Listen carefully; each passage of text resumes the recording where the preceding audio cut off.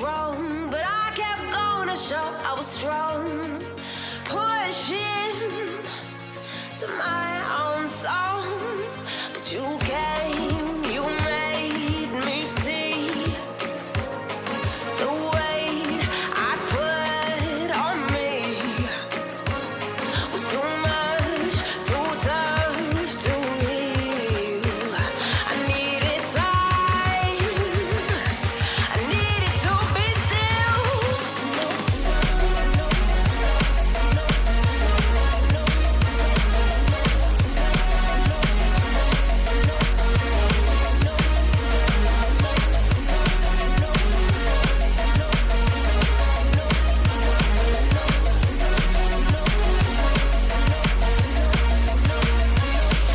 You came, you made me see the weight I put on me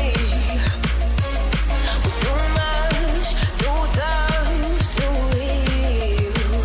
I needed time, I needed to be still.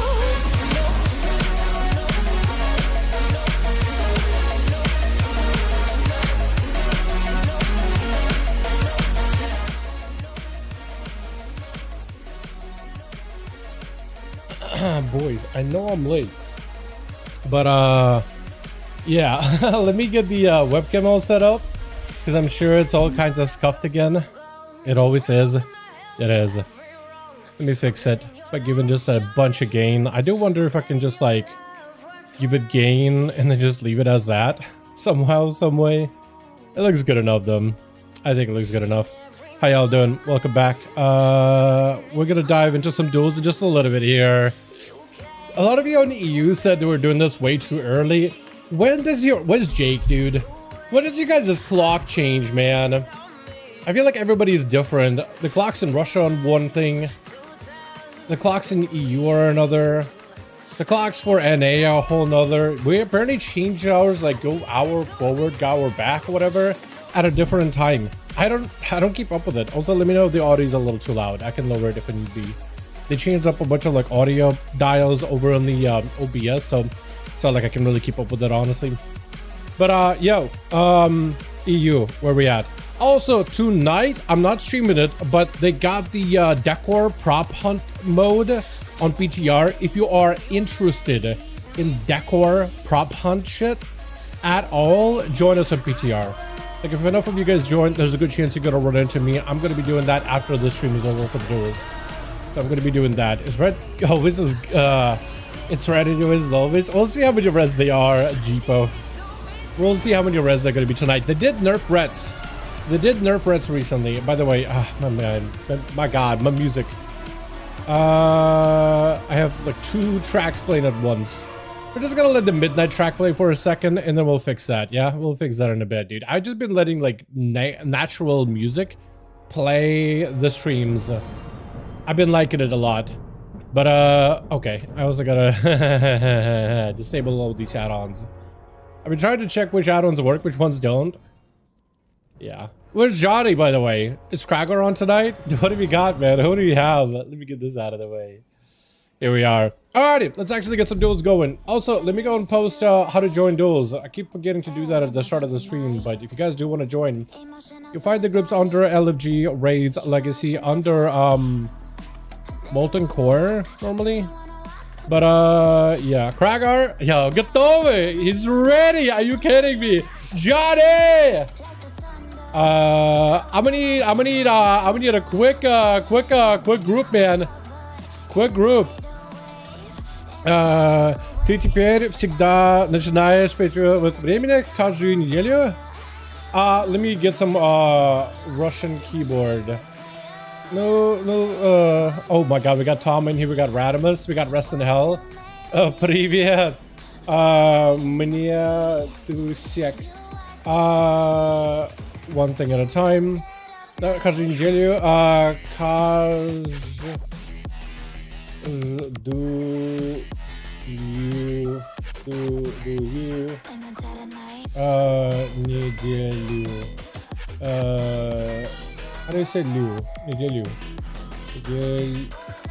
Неделю. Окей, да.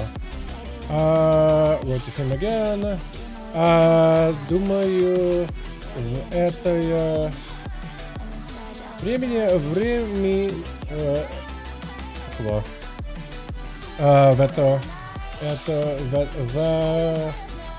dude, some Russian here. I'm having a hard time here. Времени каждый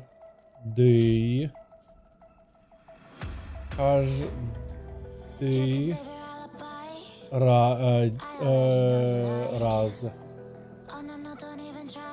Отличное время. Русский мне какого? I'm trying to say slow. Type in Russian is a little slow. How do you say slow again in Russian? Chat, help me here.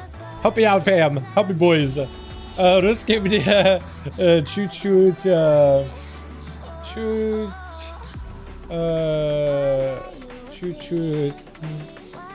How do you say slow on a play watching duels? Yo, Fox, how you doing, my man? Hope you're having a good one. Slow. Slow.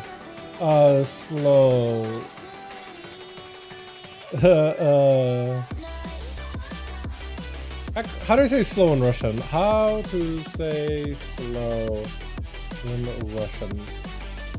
Slow. Медленно. Okay, that's not gonna work.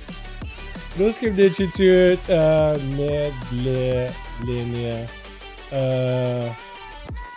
И чатаю? I think type. Here we go. I think I said it correctly. Alright, we still need two more. We still need two more for this team. What do we have, man? Crazy Cat, Dimish, Arbus, Avantgarde. I haven't had Avantgarde join us in a while. Amori's in a Voice Card Arena, so he's grinding, looks like XP. Hot Mogu, beautiful. Cyber, hey Dalaran. Hey, I think this is Advo. Yes. Need group? Need group by chance? Because we got two, man. We got two. You have a complete team? I got 2 spots open. Yeah, I got 2, man. Is Johnny not online today? Johnny isn't online. Okay, so somebody's gonna have to be lead for this group that wants to do this regularly. Getting groups up right now. If you want in, need someone to lead them. Unless Adwo wants to lead them. Wait for us for like 2 minutes. Okay, I can. Too mean. Tell him 2 minutes. Ждем. Let's ждем again. Ждем. Advo. Here we go. We're gonna be waiting on Advo for a second. Do one more solo? Okay, will you do your solo while I fill up the group then? Does Rick need a group? Hey, need a group for duels? Hey, duels. Getting groups together right now. Oh, also, is this Meshka online? Because I do need somebody that I have one more real ID added to be the leader of the group so we can queue. Look at this guy, dude. Look at Gorthar just waddling. Look at this dude just walking.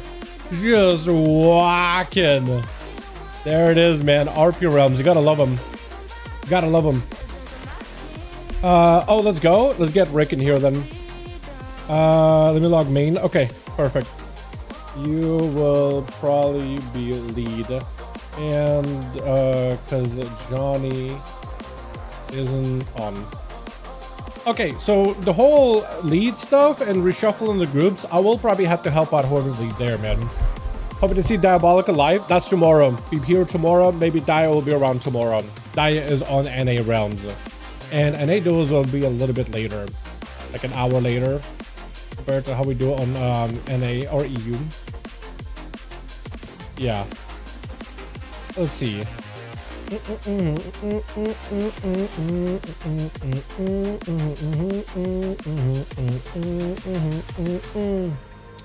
Oh, I guess also another one if yeah. I'll need to figure out what to do with the groups when it comes to remaking them actually. I think what I'll do is we'll gather the boys and I'll let everybody know, hey, we're going to be shuffling the groups every 2 matches. Just complete reshuffling to make sure that Cracker got variety and we do too. If you want to join, you'll be more than welcome to. Wait, what? Now I'm back to 1707. Yo, apparently Judy's just not having a good time with solos, man. He's just losing games. What is going on? But he's joining us, so that's good. Happy to have ya. We need one more. Real quick. Cyber Dyson? I am here. Okay. Invite. Okay. Or not. It says Edward's already in the group, so I'll give him a second. Yeah, let me know when to invite. Because Rick also wants to play too. Invite again? Okay. So what we'll have to do is, okay, we'll do this. Okay, team. So here are the thing. Here is the, oh, dude, I can't even talk in English. I can barely talk Russian. I can't even talk English. Here is the thing for today. We, right now the group is full. So, but maybe in a match or two, we can get your friend in there. Gonna be doing resets for the groups every 2 games or so, just to get variety in there. So keep the stream. We will be remaking these multiple times this evening, just so everyone can play. Yeah. So otherwise, let's game. Let's have some fun. Okay, I'm gonna make Drew lead. It's gonna be easier. Also, I could have made Rest in Hell lead, but I just don't really know how he does like the group stuff. Ready. How do you say ready? Ready. Okay, beautiful. And we can do invite spectator match. Ragar, Nick 5, Nagrand 1.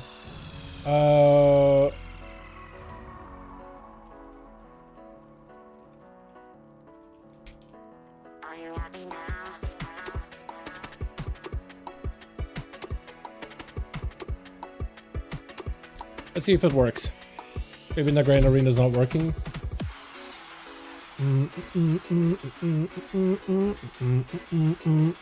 Gotcha. What's up, man? Yeah. What's up, Dal? I got 4 characters, 6 out of 7 heroic. Wait, you got 4 characters? Oh, would you do the echo splits? Is that what you did? The echo splits? That's awesome. That means you probably got some really good loot over in the Great Vault, right? Unless, were you able to need, I guess you're not really there to need on any items because you're making a bunch of gold out of it, aren't you? But it's still also going to be Great Vault stacked up. That's awesome, man. We were trying to see if we can get a final boss on heroic last night. Bro, we should have dropped people. It was a bit of a travesty. Not really seeing too far into P2 either. It's one of those fights where it's like, it's new, it's hard, but like people are making some really simple mistakes. It was a waste of 3 hours, I'm not gonna lie. Active Blitz should be a 2 mil gold. That's huge. Did it pay out later, or how did that work? Okay, the Grand Arena did not work. Let's try Dalaran Sewers. I don't really know what happened. But for some reason the Grand does not work. Does Dalaran Sewers work? Dalaran Sewers does not work. What is going on? Because now we're queued for 2 different arenas and they are not popping up. Did something happen? Is it like some kind of like a queue thing? Blizzard? What is going on? Shit's on a Warbound, including a pair of rests with gem slots. That's massive. Did you get a fresh cut? I did. I got fresh head to toe, pretty much. Well, from the top of my dome down to my neck. Pretty much. But yeah, no, I went to a barber. Most of you guys did not even notice like that I got a cut or a shave or anything. Looking good, man. Appreciate it. The sides are so short though. They're starting to grow out again already, but they were so short the other day. It was so nice. This is still pretty nice. Sides in the back in particular, I like them short. I don't know, the top. After ends all the gold. should do 40% boost for 4 carrots, another 20% if Echo wins, and another from early bird bonus. Payout's gonna be big, so it's a big delay, huh? But I guess it's gonna be good for like when the season finally launches. I don't know what's going on, why it's not launching. Okay, Nagrand. Not sure what happened, but we're gonna try Nagrand again. And we'll see if it works. I don't know why it's... I apologize for a late start. This is not my intention. Okay, Nagrand, they just immediately kicked us out. It did not want us playing Nagrand at all. What the hell is going on? Tolveron? Is Nagrand banned? Bro, what is happening? It is immediately kicking us out. Is somebody in the queue for something? Like a battleground or a solo shuffle? Or is somebody pressing like decline? What is going on? Are you declining? What is happening? Okay, Nagrand. Brother, it's Radimus. What did Radimus do?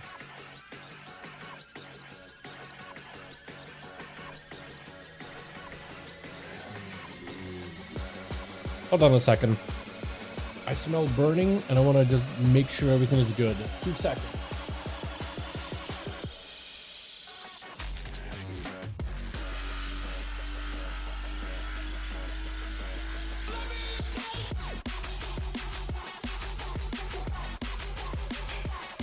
Declining, and it says Radimus when we try to enter. Huh? I'm gonna try again. It says Radimus is declining? Was he? I don't really know if that's the case. Weird, but it's working now.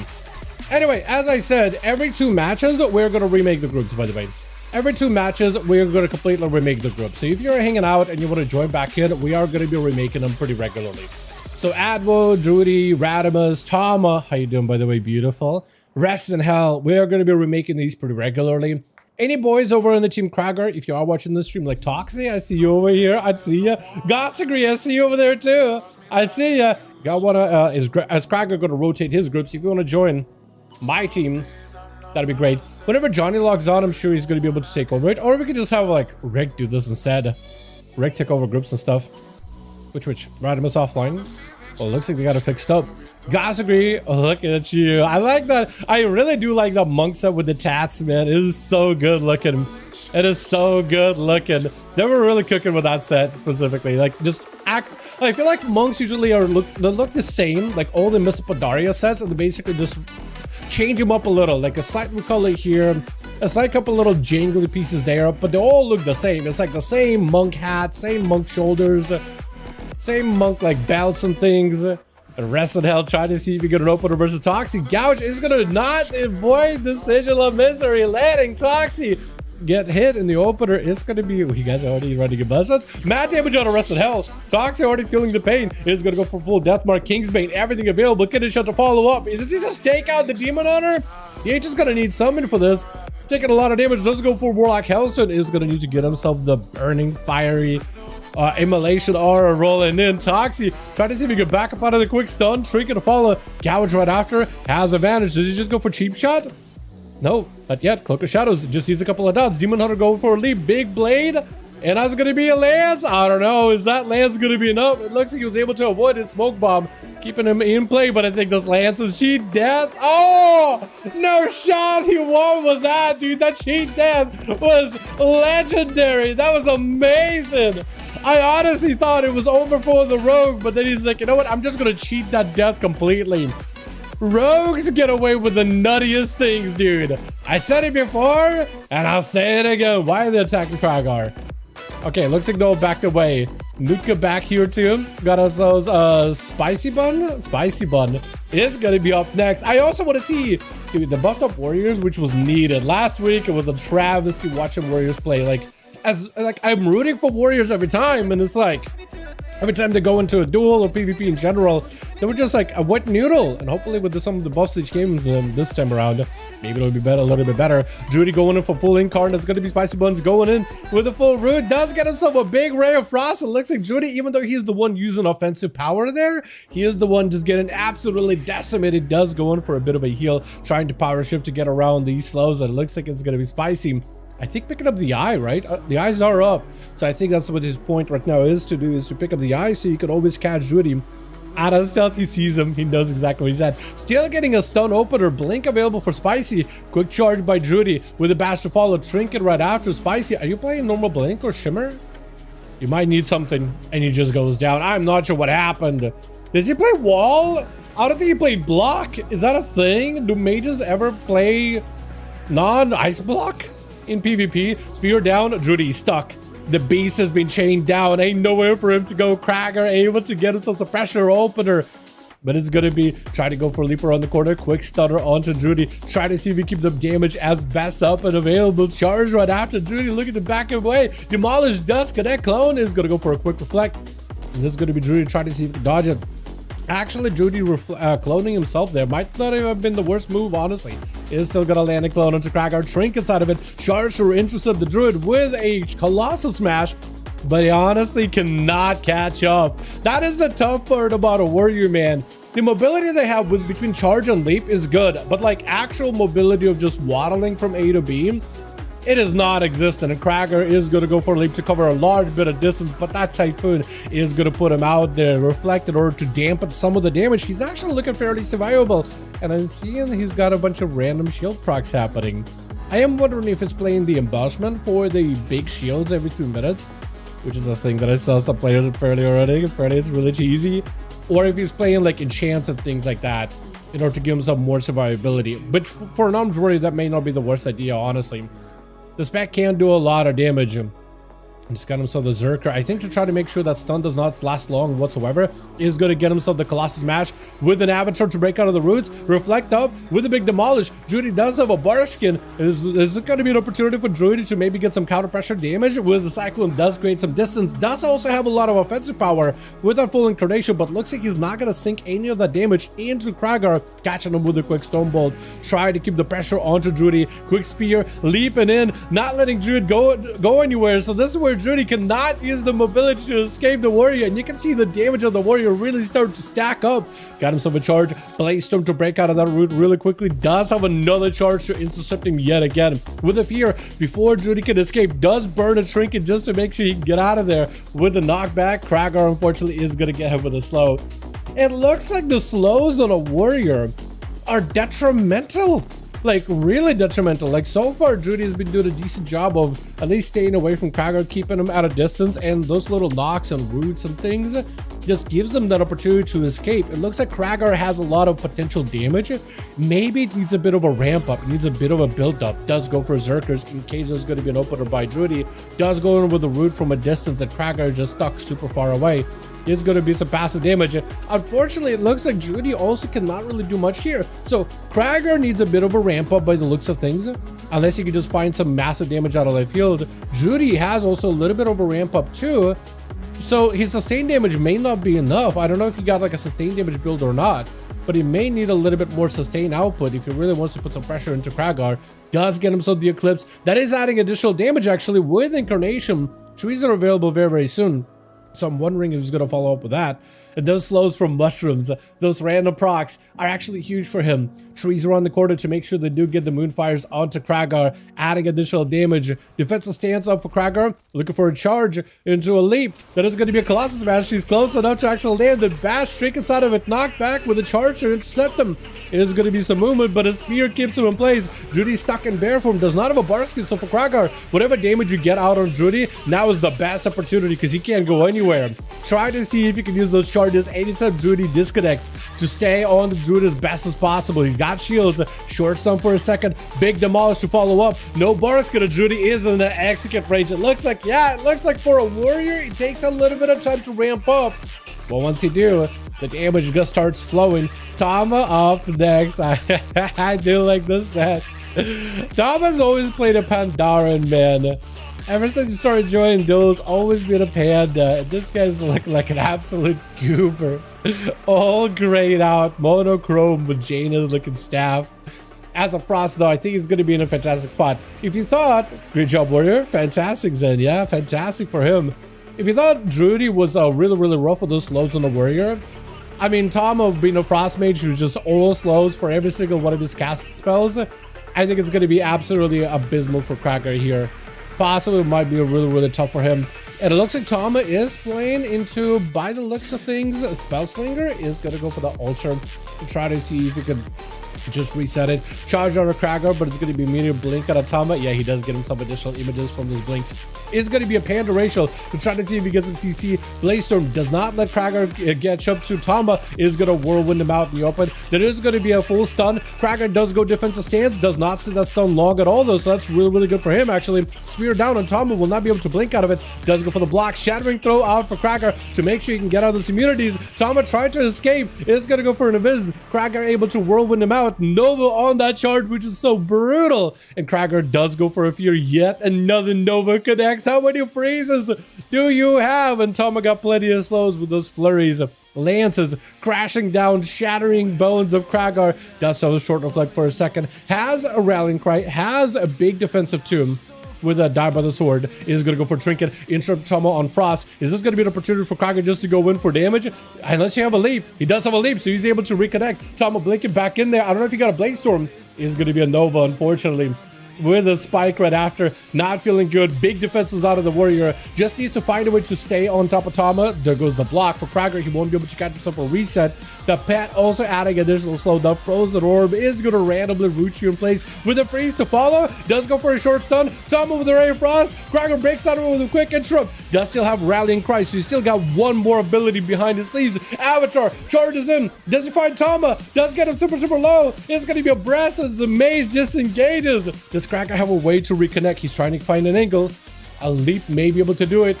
I don't know if he has it. Is going to go for first aid. Tama forced to go from around the pillar. Charge out by the warrior with a bit of that AoE. Cracker with the reflect. Unfortunately, there's going to be even more Novas. Does go for a leap. In the execute range. Isn't enough. Quick stun into a spear. Leap into the spear. It does crash down. A big old hammer strike. Or an axe strike, rather. It's not a hammer, is it? It's not a hammer. It's going to be up next is Radimus. Cracker played through those holes and did as best as he could. And if you thought Bunkin and a mage was going to be tough for a warrior with all the slows, I think a paladin is the true ultimate test, especially at 50% healing reduction. Not like Cracker has a lot of healing to begin with, but like any kind of healing, I guess a paladin in particular with those immunities, he's going to need every inch of that healing in order to survive. Taking loads of damage. Radimus with a big hammer hanging over his head, and executes hammer weighed down heavily onto Kragar. Is going to kind of run by him, but break out of it immediately. Kragar has a rallying cry. Maybe he can go for an interrupt onto Radimus. Shield of it is still available. He's just going to splash back damage into Kragar. Does go for a rallying. He knows that that shield is something he desperately wants to avoid, and he's going to back away from it. He's got a bit of shields of his own too. My respect to the warrior. Curdy, how you doing, my guy? Yeah, man, Kragar is a fantastic warrior. May need a parry here. He's also super low. Does get a short charge under Radimus. Big damage to follow up. Radimus taking huge hits. Laying hands right after. Kragar is going to need to use summon here. Defensive stance, jumping into it, trying to use whatever he can just to survive a little longer. I don't know if he's got a leap. I don't know if he's got a heal. Try to see if he can back up out of that. I don't know who is prismatic that is. He may need to reflect for a Hodge here. No, Radimus now knows to avoid it completely. He did Blessing a Sake too. So even if Kragar goes for a short CC, it isn't going to last long at all. Unfortunately, those hammers do connect. Radimus does not really need to get a melee of Kragar to do majority of his damage. Goss agreed with a full karma, trying to see if it... Oh! Never mind! I was thinking he was trying to force out a bubble or a bomb out of the guy. Didn't even do either one of those things. Didn't even to force anything out of him. With that, we're going to be up next. The last one left over for the team 2. Did we lose somebody on team 2? Did they DC? Or is that just like everybody got to play? I know that we had Demon Hunter and a Rogue. And then somebody else on somebody else. It was 2 mages. Nutka didn't get to play. But maybe he'll still get a chance because Goss is going to get him more to coiled. All the demons are in play. For Adwo, he just needs to find a way just to get away from Gossi. Gossi with the Leg Soup on all those demons. This is where Adwo needs to put him back out in the open. Look at those guys. Look at those demons. The fire squad is ready. Gossi knows to stay away from those pads, but it's going to be way too much damage. Adwo also has damage of his own since he is playing into what looks like a soul harvester, so every one of his casts is actually tinged with additional demonic damage on top of it. Reflect out for Adwon. Nutka try to see if he could take him out there with a big combust. Try to spell reflect or spell steal the reflect for a second. Does go for a Nova off of that high mounted charge around the corner, around that pillar. Adwon does catch him with a quick fear. Wall was used, so for Adwon, Every defensive has been exhausted. Nutka still has a block, but he's gonna have to be very, very careful with it. That's gonna be most like a cheap death. Cauterize is gonna proc, probably gonna block right after it. Yep, that's his last bastion of defense. Maybe he can go for an invis just to escape. Depends. He's trying to. Looks like he definitely tried to. Did he try to? Yeah, he definitely is invis. He just doesn't look like it used the cooldown for him. And Advo, as long as he's in a good spot. Yeah, oh, the mage literally blocking himself off to sit down and get some food. Does the pet, can they just walk through the wall? No, he just broke it. That's a second invis. How many invis do you have? Straight up, he had an invis. It's going to be a trinket into an interrupt. Nutka with a combustion, but locked out in a stun. Does a vulture. Maybe he can regain some health, but a mortar coil seals the deal with Avo taking him out. 2 picked up by Kragar. Played it. What small is it cut? Look at that healing. This guy literally had to do so much healing just to fight those dudes. Arms weren't healing this much. You know how it is, man. Blizzard is going to nerf arms warrior healing next. It feels like they really have it out for warrior for some reason, man. Got another one going. Krager, let me know when you're good. Ready. Okay, let me know if team is still 5. Get you into the next batch for sure, friend. As long as Nick lets me know that he's got a full group, we'll queue us back in. Unless they're missing a guy, and then I'll need to, like, join. This would be so much easier if Johnny was around, because he's so good at managing these groups, man. Does Rick want to help out with that? Because if Rick wants to do it, I'll just have Rick, like, be lead for every single one of them. That would work for me.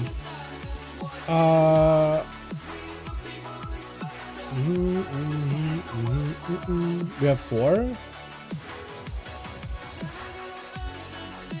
Invite. And pass lead. Yeah, Nick doesn't really... Drudy does not do these groups things at all. Normally we'd be like boom, boom, boom, go. Right? Everything will be done super... What do you mean we have 4? We have 5! What are you talking about we have 4? What is Drudy smoking, man? No, I'm not. What are you talking about? We had 4. What do you... Okay. He's like, we have 4. I joined, there's 5. Like, what do you... No, you don't. No joking, mate. No. You guys have 5. Bro.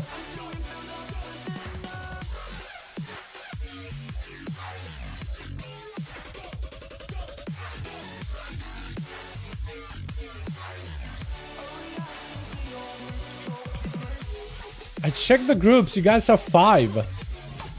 This guy's high. Actually just blitzed him, man. Actually just blitzed. Holy. Here we go. Is he even in combat? Yeah, I have no idea, man. The shield embellishment is actually huge. Enables second wind to start healing after 6 seconds if the shield stays. Is that what Krager is even running, by the way? Can somebody check to see if Krager is running that embellishment? Because I'm pretty sure Krager is running the prismatic, or the line. The magical little pink line. The I don't even know what to call it. It's like I don't even know. It's like a pretty sparkly Sailor Moon type of shit. Type of, like a Sailor Moon type of beam thing going on. I don't even know what to call it, man. I don't even know what to call it. I'm pretty sure it's from the prismatic gem line thing. Which got ourselves God's degree or for the team 1 ready to go. Who here didn't get a chance to play? Actually, everybody got a chance to play, right? But it looks like they are sending out a mage. It looks like Nutka wants a second chance. Oh, or maybe not. Maybe he does. What's another chance? Who's it up first? It's gonna be him versus Tom of Fire and Ice. Is he trying to drop a meteor? He raised his hands like he's trying to drop a meteor. Pretty sure Nutka, is he a... Oh, he's a Phoenix build. I get it. Yeah, the orbs around his head is going to be also this meteorite dropping down. Thomas going to have to be very, very careful. Nutka has a lot of passive damage. Thomas is trying to see if he can join in. Got himself the frozen orb, which is going to be a huge portion of his overall output. So if he can drop those orbs on Nutka, the more the merrier. Trying to see if he can land some blizzards. Is going for the full control with Frost with the ice wall to make sure Nutka can't go anywhere. Forcing him to blink into a combustion. I was going to say Mr. Pandaria racial, but a Pandaria. Rachel does come through and he's just gonna back up out of there. Nutka does board back towards the wall. The Phoenix is gonna be completely avoided. Tama is very, very careful. Make sure not to do damage to that Phoenix. He's gonna land those blizzards, and I'm pretty sure every single time Blizzard does damage to a target, it does help him get back the wait, what's happening? Wait, why is the elemental attacking Kragar? What is happening? Wait, Tommy, your pet is dead. You're gonna have to get a new one, man. You're definitely gonna have to get a new one. Try to see if you can Nova out Nutka. You can resummon the pet in like a second. I didn't realize it was like a fast resummon. For some reason, I thought it was gonna take a second, like a hunter pets or warlock pets. But I guess for Frost Mage, it's just like, just like a quick cast and I'm good. Quick resummon. I imagine as Frost Mages, you could probably just send the pets on the healer and just let them harass healers behind the pillar, making sure they can't drink ever, right? That's a pretty good advantage. Even though you kind of do want to know from those things. Nutka with a full combust. Phoenix is in play. That's going to be lots of damage by Tom with a cauterize rocket. Nutka is going to need that block really, really early. Got himself a bit of that shields. Unless if Tama, we can shoot to spell steal those whenever possible. Block, and Nutka looks like does not have a way to heal himself. It looks like the water elemental with the water bolt actually does get him out. Killed by the water elemental. Oh my god, the water ellie. A water elemental actually did get revenge for getting slain earlier. Taking him out. Oh my, look at this bad boy. Do you know they actually added a glitch for like a blood elemental? So you can basically get this guy in red in Pandaria, but they don't have it on live. Imagine being like a blood mage, right? A blood elf or a void elf dark ranger with red eyes, having a red water elemental. That'd be sick, dude. You know what I mean? You know what I mean? Just the idea of like a frost mage who can kind of manipulate water to some degree. I mean, a water ellie. Manipulating blood and stuff. That's kind of sick, though. Wall up and Gossy's kind of stuck, man. Tama making sure to land full control with the frozen orb. Look at the damage this frozen orb could do back there.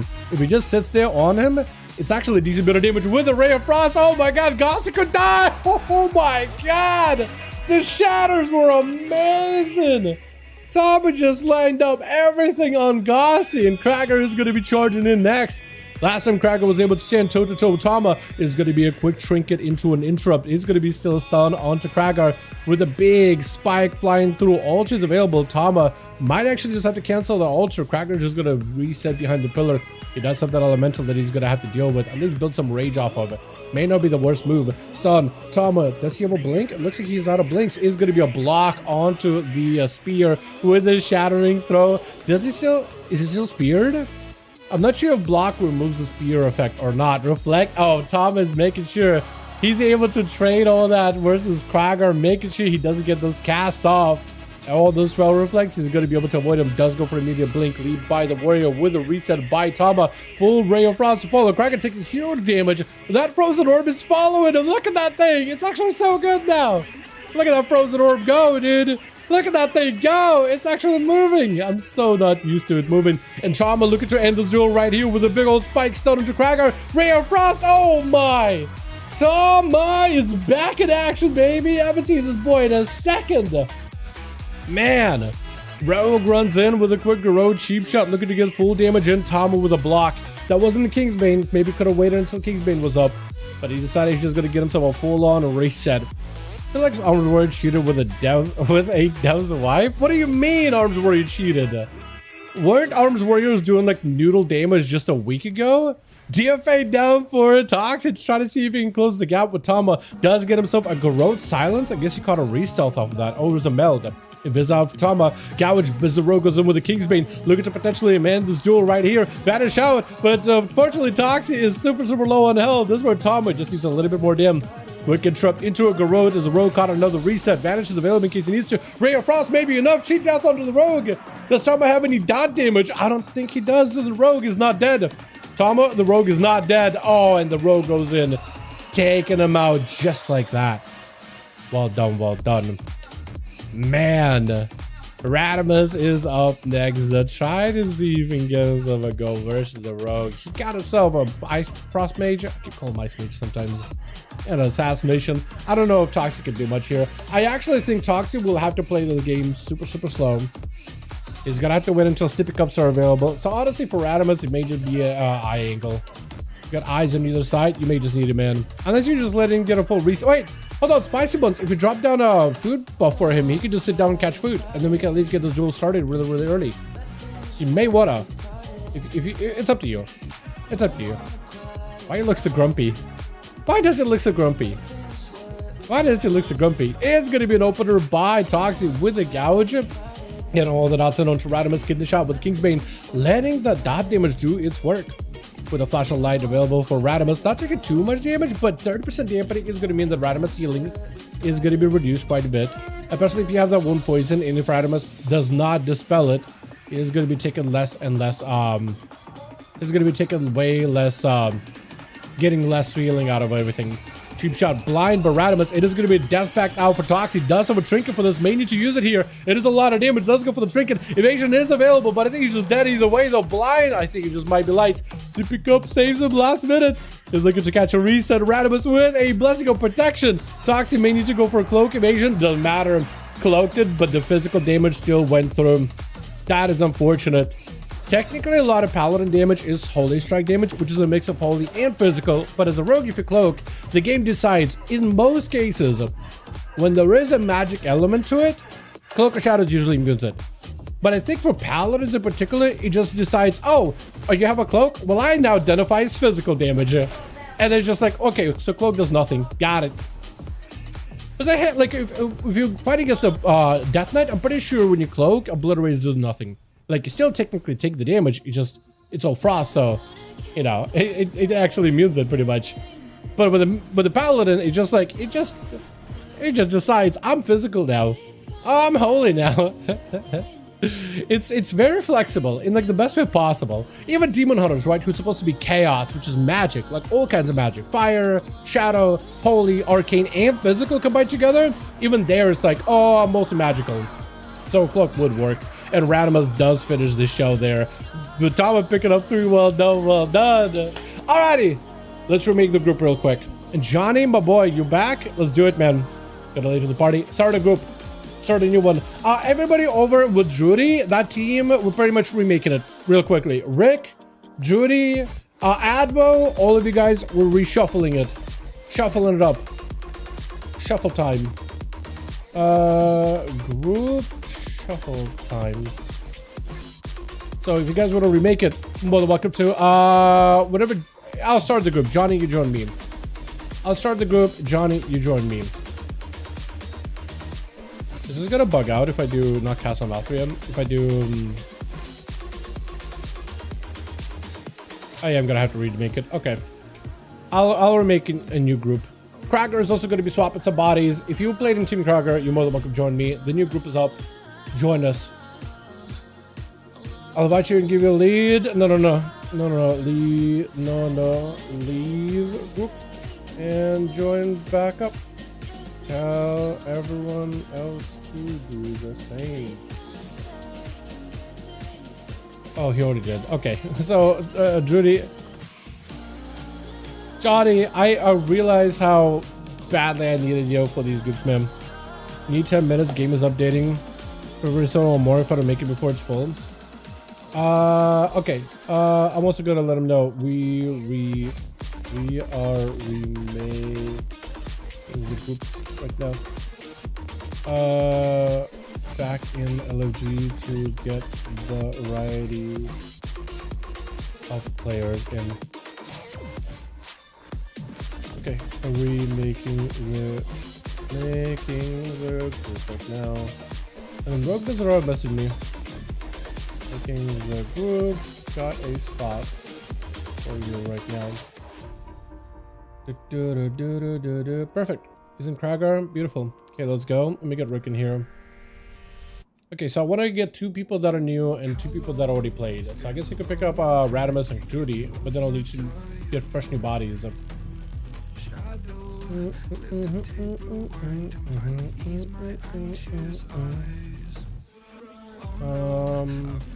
we go. Pick up Judy, pick up Radimus. Okay, I need 2 fresh bodies that I haven't played on this team. 2 fresh names that I haven't seen tonight. Who else can I invite?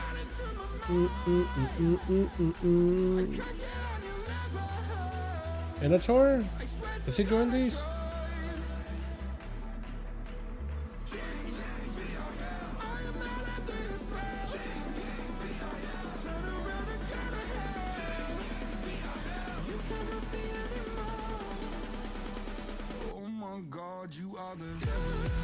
Okay, let's see who else can I invite then.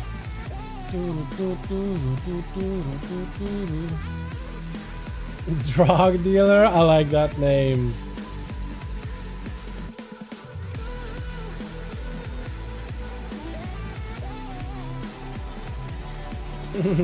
I like that. Psycho War? Hell yeah. I'm hoping the guy did not get too excited about, oh shit, Warrior got buffed up. And they just got too excited about it. Hey, let me see if we can get Goros and, hey friend. Goros? Goss agree? Beautiful. Goss, get in here.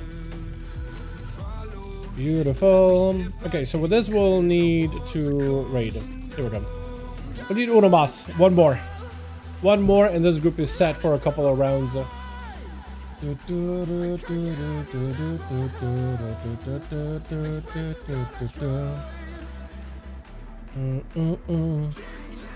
let's get Toma back in. Let's get Toma back in just to fill out the group. And we'll make Rick lead. The list, Rick lead, yada yada, blah, invite spectator match, Ragar, and Rick Meister 5. We've done the Grand, we've done some of the other ones, right? No, we don't Toberon. Rook? I don't really know. We gotta go through all of them. New buddy, picking up my new buddy, new kitty. I'm so happy right now. Hell yeah! You know what? Honestly, Johnny, if you just want to hang out, spend some time with the kitty, you're more than welcome to, man. You can give the stream in the background so you can see what's going on, see what's happening. But if you just want to spend some time with the new kitty, man, you're more than welcome to. Do you, man? Do you? That sounds exciting. I've never had a pet myself, so that sounds exciting as hell, man. That sounds exciting. I imagine you have to spend some time with the kitty just to make sure that they are acclimated. Okay. I can get you in the next one. Beautiful. Alrighty. Which. Got ourselves Adma joining Team Cracker, switching sides. I like it. I like it. We got Cracker here. We got ourselves now another High Mountain Tauren with, what's her name? Margrim. Okay, that's easy. And Arrest in Hell joining this team as well. Judy over for that team too. We got ourselves Gossiger as the second druid. Radimus back in with Rick. Looking very, very whimsical over there. Very whimsical. And the Tom is back in. I love these guys as Mogs, man. Some of them were just like proper Paladin Radimus. And there's the Bandit Tava, dude. Out here stealing kills, man. Stealing wins. And it looks like Adwa is going to be first up versus Radimus. That's going to be a good matchup, actually. Demonology Warlock versus Retribution Paladin. Red Pally's recent nerfs. And I'm pretty sure Adwar recently also got nerfed a little bit. So we'll see how that works out, man. We'll see how that works out. What the hell? Gal, my man. I didn't realize it was 104 months. How many years is that, dude? Yo, Gal. Thanks so much, bud. Appreciate you, man. 100. That's the. I'm pretty sure it's the longest member, right? Goddamn. Thank you, my man. Thank you, my guy. Appreciate ya. How you doing, bud? I only cheer for the druid. Really? For what? Druidy and Gossi? Well, you guys got somebody in your corner, apparently. Radimus getting hit with a quick AoE fear. Would just getting the pressure on from afar. My god, dude. 104. What is that? Scared to hide right now, giving her time. Oh yeah, with the new pets. I hear of accounts that happens a lot. Just gotta make sure they get like a nice little hidey hole and they can retreat soon. They have like a safe place. But yeah, it makes sense. It's gonna be a brand new environment. Was that a Hodge onto one of the pets? Or is it just random hammers dropping? It almost looks like a Hodge, right? When they hammer the Elysian Empyrean hammer? Elysian hammer? One of those two. The one that comes down from playing Templar. Sometimes it looks like a Hodge. I think it is just normal random hammers. I keep thinking all of them are Hodges. It looked like you Hodged a pet, is I guess what I was gonna say, but I highly doubt it at this point. Bubble out for Radimus. Adwar looking very, very healthy. Dark back to follow. He just kind of letting Radimus run around all over the place. Radimus having to use quite a lot of mobility. just to see if he can catch up to Adwo, but he's having a really rough time. Between the AoE fear, axe tosses by the pet, mortal calls the follow-up, Adwo's giving himself plenty of pressure in between. Look at that demon just clawing him down. Radimus with a blind, but I don't think those pets, oh, why? I don't think those pets even got hit. That demon running around, that little gremlin looking purple thing, he's just out here vibing, clawing people down. Judy does land a stun onto Adwo, looking to get all the dots, full pressure, full damage in. And now we're looking to escape it as best as possible. Does Drudy have enough dot damage? He does have, how many dryads? How many dryads do you have? Do you use the card twice? Is that the play? Or is it just once? It looks like either he's got a proc for a bunch of dryads or something, but he's had 2 of them. Is that normal?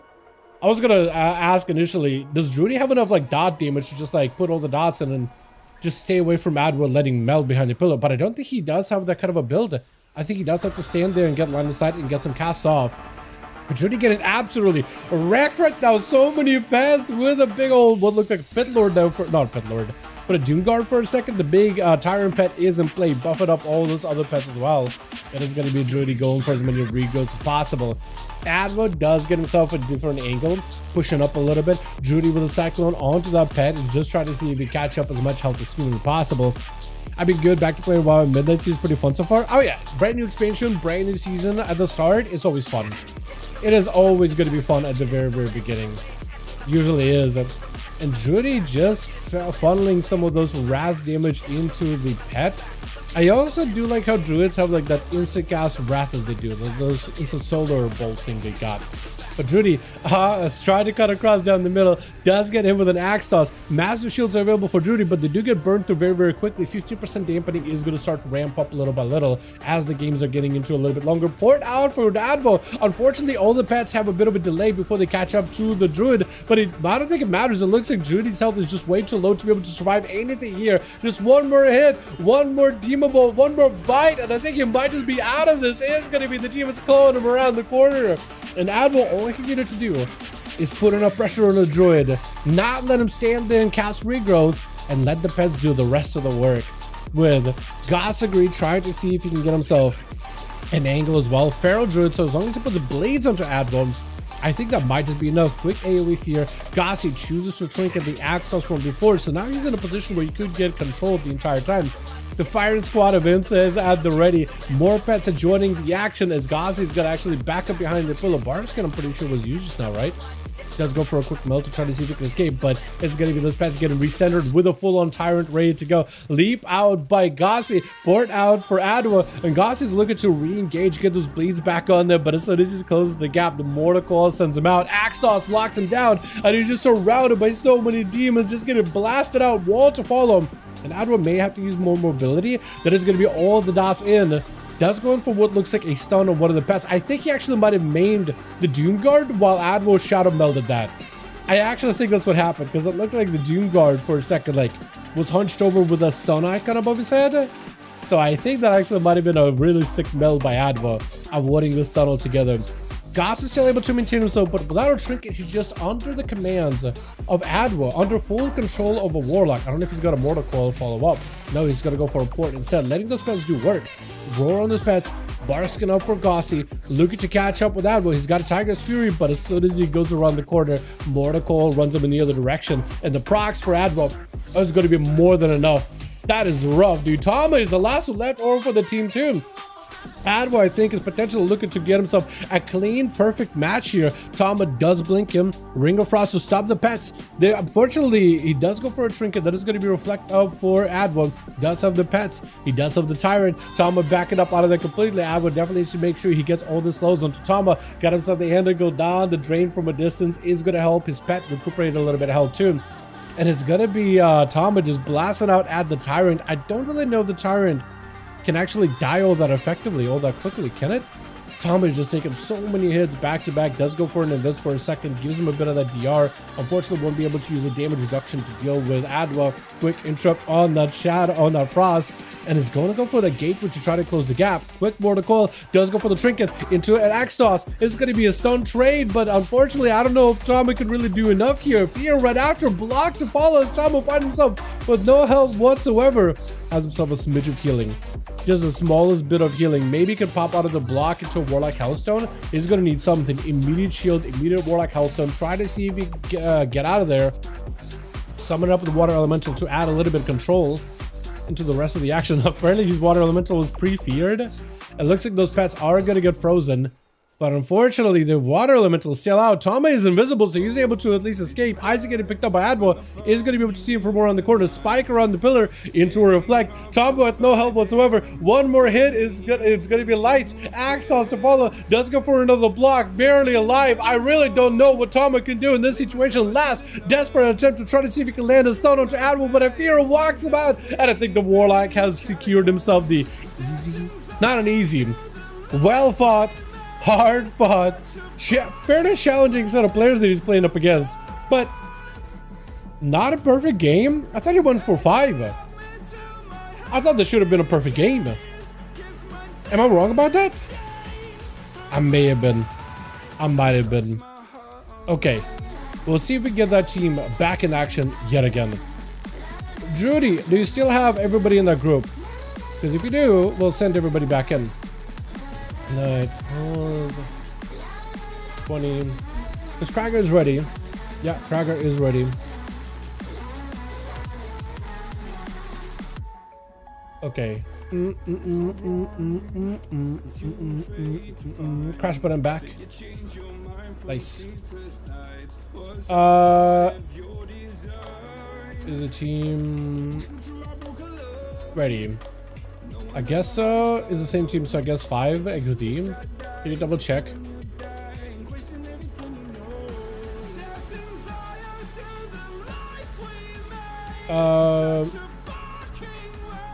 Yeah, go to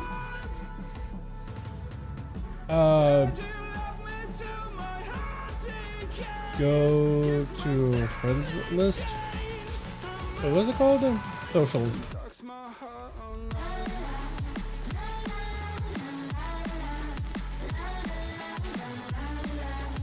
I'm gonna double check with Rudy. If he goes to social and then hits the rate tab, you should see 5 people in the group. After one of the spot opens, okay. After this next match, we'll just have you lead, and we'll remake the groups again. You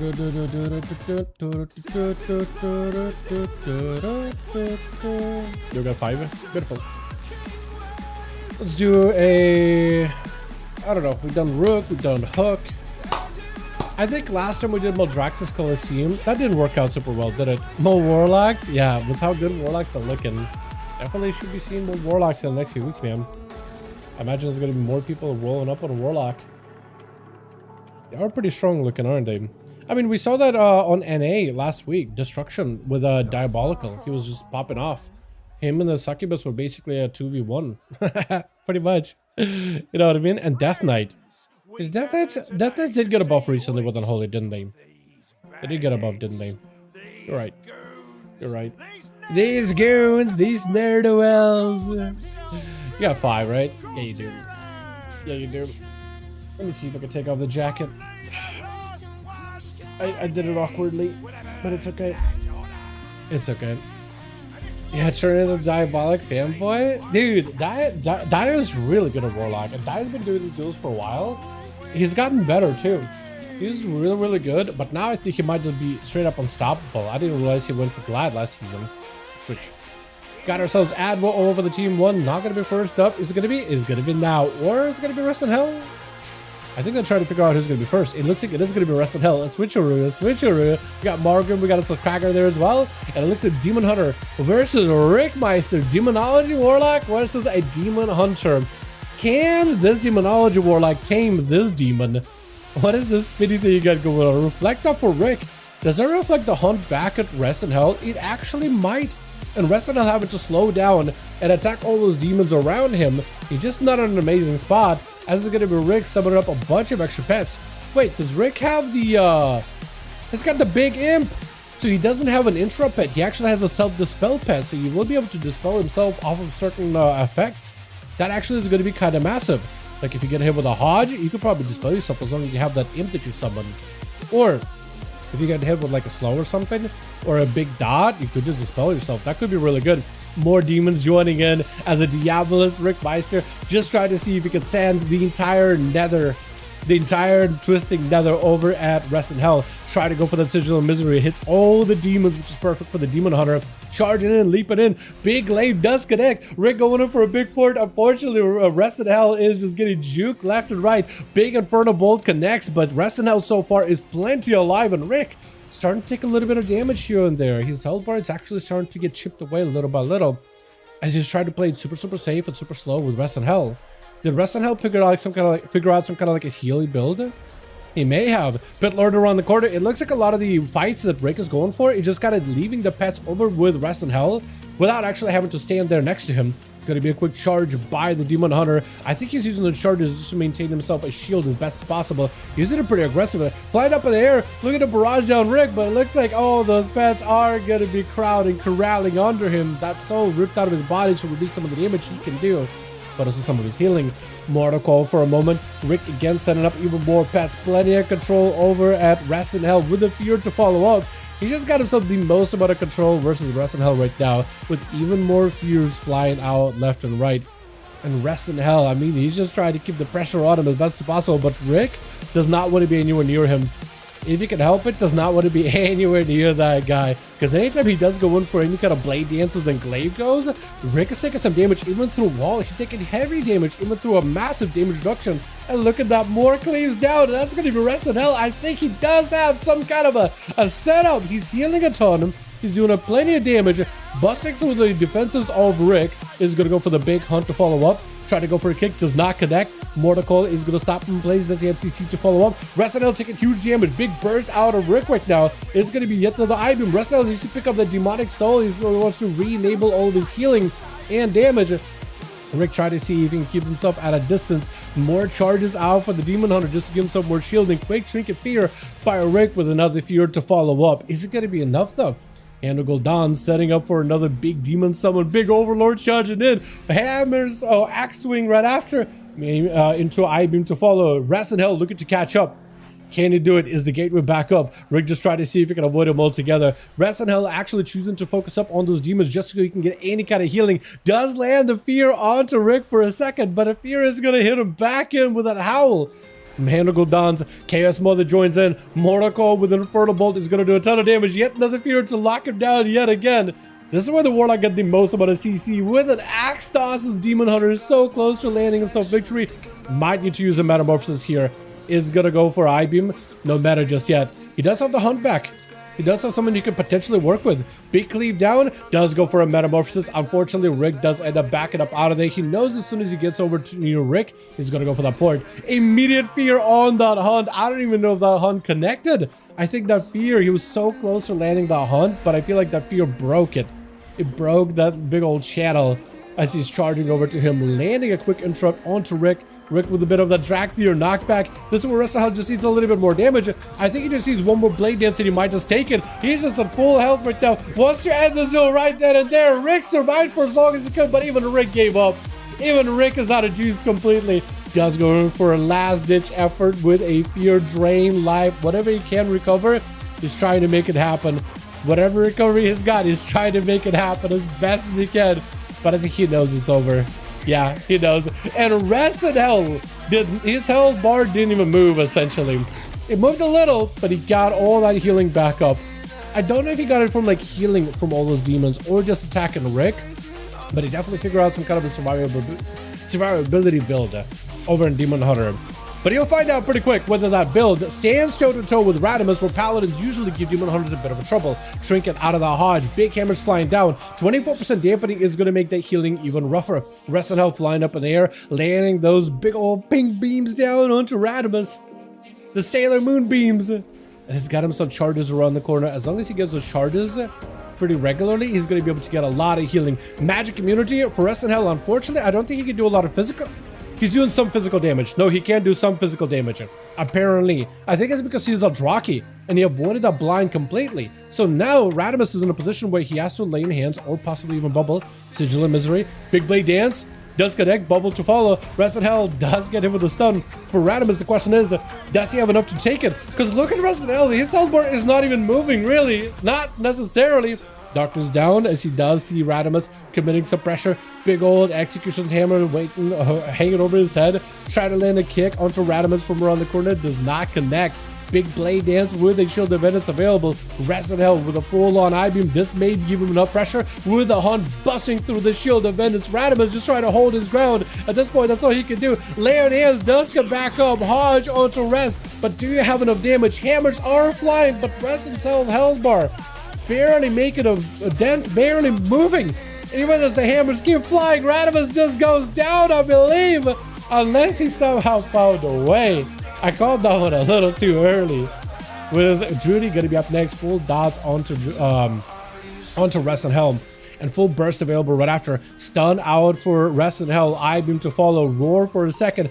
But I don't think Drudy is going to be able to escape a Demon Hunter. Roots are going to be huge. Slows are going to be massive. But Rest and Hell has so much mobility. He's not quite a worry. He has passive movement. While also those fell rushes. And fell blades and retreats. He just does not let Druid go anywhere at all. Catches himself mid knock-up with the glide ability, and Druid, there's just nowhere for you to go. The Druid is just in his clutches, and Rest and Hell is still at full health at 36% dampening. His health bar does not move. This guy is back in action again. Try to see if he can charge up in case Gossi was there. I don't know if he's got Spectral. He does Spectral. You can see him. Does knock the Feral out of stealth. Flying up in air to deny the Feral. An opener is still going to be able to lance it down. Apparently Spectral side is gone. Gossi caught a reset. Wants to make sure he gets a proper stun. Does get the stun. Rest and Hell has a trinket. Chooses not to use it. Question is, does Rest and Hell have enough survivability for this? Because that's going to be a lot of damage to the Gossi. In prison. Rest and Hell may need to use everything it's got to live this in order to deal damage. Try to see if he can land a Sigil of Misery onto Gossi. Maybe looking for a Metamorphosis here super early. But for Gossi, I think he's just trying to let the blades do a lot of the walk. Or let the blades do a lot of the talking.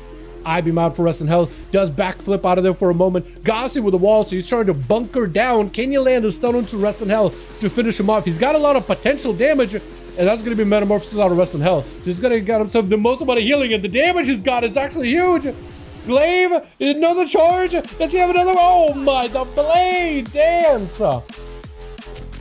Just connected. Death Sweep specifically. But you know what I mean, right? You know what I mean. Blizzard down. There's going to be Rest and Hell with a meld for a second. He does have a trinket. Whatever damage you can do to Tama is going to need it. But oh my god, I think it's over. Tama does hit him with a Ray of Frost around the pillar. That was rough. That was rough. It looks like Tama is not playing a Blink, by the way. It looks like he is playing Shimmer. So you can go for those Ray of Frost and then let that Ray channel behind the pillar. That might be his play. Now trying to see if he can go for a Ring of Frost. Breath out for Tama. Panda Racial to follow up is going to be a full stun. And now no longer has a trinket. Actually, he was right outside of that stun range. And Tama trying to make some damage happen. Does get interrupted on Frost. Knock down Racial by now to try to see if he can close the gap. Phoenix is in play, and Tama trying to avoid now as best as possible. Spell stealing whatever buffs he can. Walking into range of the Phoenix. Looks like no mind. Phoenix is gone.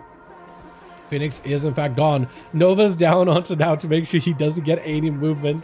He's still a hero. DH built differently. Rest and Hell has been a fantastic Demon Hunter for a very, very long while.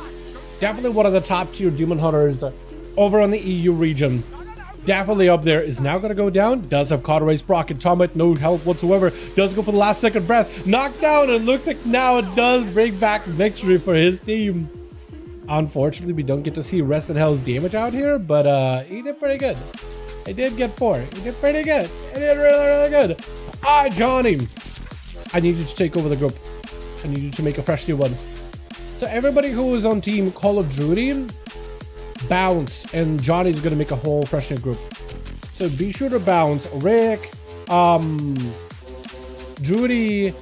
Also, somebody told the group like, "Hey, we're making the group. We're making the group. Johnny's gonna have it listed." Johnny's on. Cracker is also making a group as next Rama, so you can join him if you want him. But yeah, DA just broke it against pets. Is that what it was? It's just healing from those pets. Because he healed a lot against druids too, but I guess Boomkid does put up a couple of pets, right? The trees, the dryad. Here we go. Johnny's got a group. If you guys want to join it, join him. His group is going to be the fresh one. Anybody that played on Team Krager can also join Leo's group. Real quick, under Molten Core.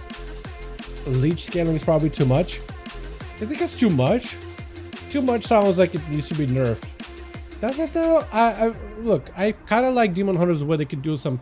I think it's kind of neat when Demon Hunters have a lot of like they don't have an immunity anymore or anything like that, right?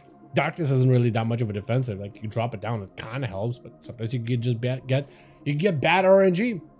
I kind of always thought Demon Hunters were cool when you had a lot of leech. Therefore, they're like pretty much like forced to play hyper offensive to heal. So they can't play defensive. They can't play the lone game. They can't play the pillar. And I think that makes Demon Hunters more exciting. They're always like the risk takers class. And I think that works for them really, really well. You beat a paladin and a druid and heal like crazy, no pets. I don't think it's broken. Yeah, it may not be pets. Maybe you could talk about maybe it's a lot of healing in general. Maybe they could tone it down a little, but not by much. I wouldn't want it gone. I would not want it gone. I don't think any class should have like complete like survivability when you have 0 healing, but I kind of do like when Demon Hunters get to play risky. They do a lot of damage. I do like that. I think it's always neat. Okay, so we need multiple over for the remaking the groups. Let the team know. Johnny has a group listed up under Molten Core. I'm gonna see if Rick lets the group know, like, hey boys, we're gonna be making the groups. Or Dal says we're making the groups. He does good at his class nonetheless. Oh, he's very good, very good. And only other Demon Hunter that I can remember that's that insane at their class is Parasite or Baneling on NA. He's also excellent Demon Hunter. Thrust and Hell and him are both really, really good. We got an excellent Demon Hunter over on the NA and one over on the EU. Mr. Krager is okay. 1 sec. We need a couple more over for this team. Yeah. Group up, fill up. And Johnny, just take whoever at this point. I'm perfectly fine, take whoever. I do want some variety, but if it's like taking too long, just grab whoever's available. All these players are very good and duels never disappoint. For sure. I do love seeing that, like, I do love seeing like regulars, like Rick is a warlock, right? Leo on the Death Knight, Kragar on the warrior, Adwell on also on the warlock, Sabo on a shaman, right? There's some of those players that are really, really good at that one class or one spec specifically. I love seeing it, man. I'd never get tired of seeing it. Bone Mick Blago's on it. Yo, this is really good. Some of these. This is in the Grand Arena. In the Grand Arena. Nexus Point Zenus. It looks like and Bonnie is doing some things. Who else can I invite, ma'am? Or for the team, Leo. Hey, Duels. Got groups right now. I'm gonna see if I can get Sabo in on these. I'm gonna ask him. Game just needs to be reworked, in my opinion. They removed a lot of spells on there. You can you have a lack of abilities to outplay meta, so meta become even stronger than before. That is always a fear whenever they do end up doing any kind of pruning. I do agree, and they're about to prune some classes even more in 12.05. They buffed up Devourer to actually have like good healing. So whenever you press that immolation thing, soul immolation, you'll just heal for 30% of your health, which kind of seems nuts. Seems like a lot of healing, right? And you can get 2 charges of it, kind of huge.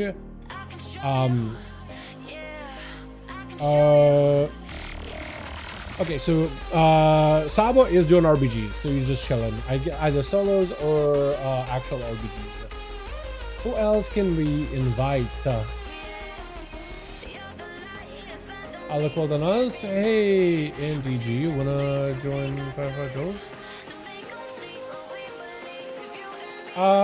Let's see. Raul Wolf.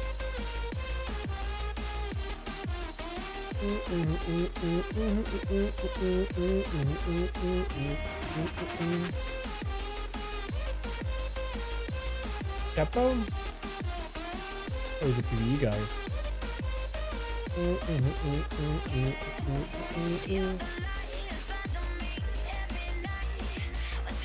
Okay, so variety, we may have to put the variety off to the side and just go same teams. I do want to see if hey friend, want to join?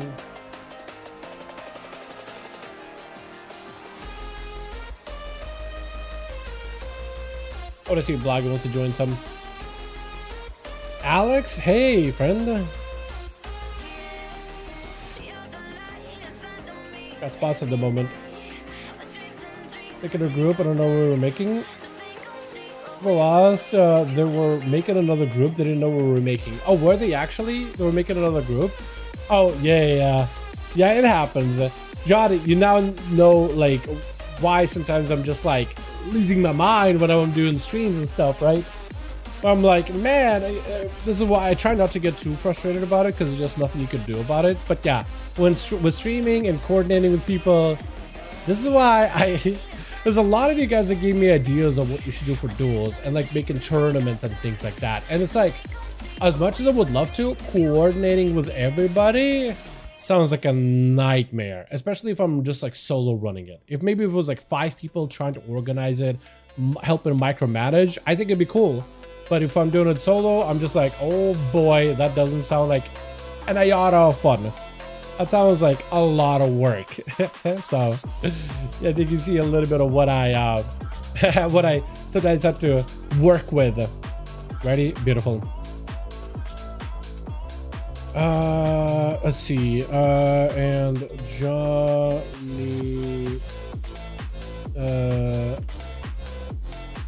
boy 5. What are we gonna send you guys into? Dalaran viewers? We haven't done that one yet.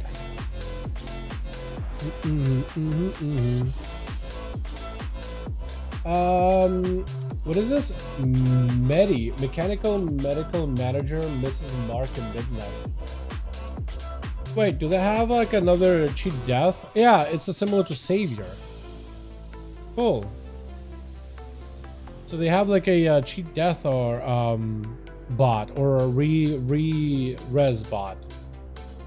Was nerfed recently, it could be used outside of instances, content-related delves, dungeons, raids. Not exactly why is the case, simply a primary 2% recovery, but the limitations make functionality useless for control the content.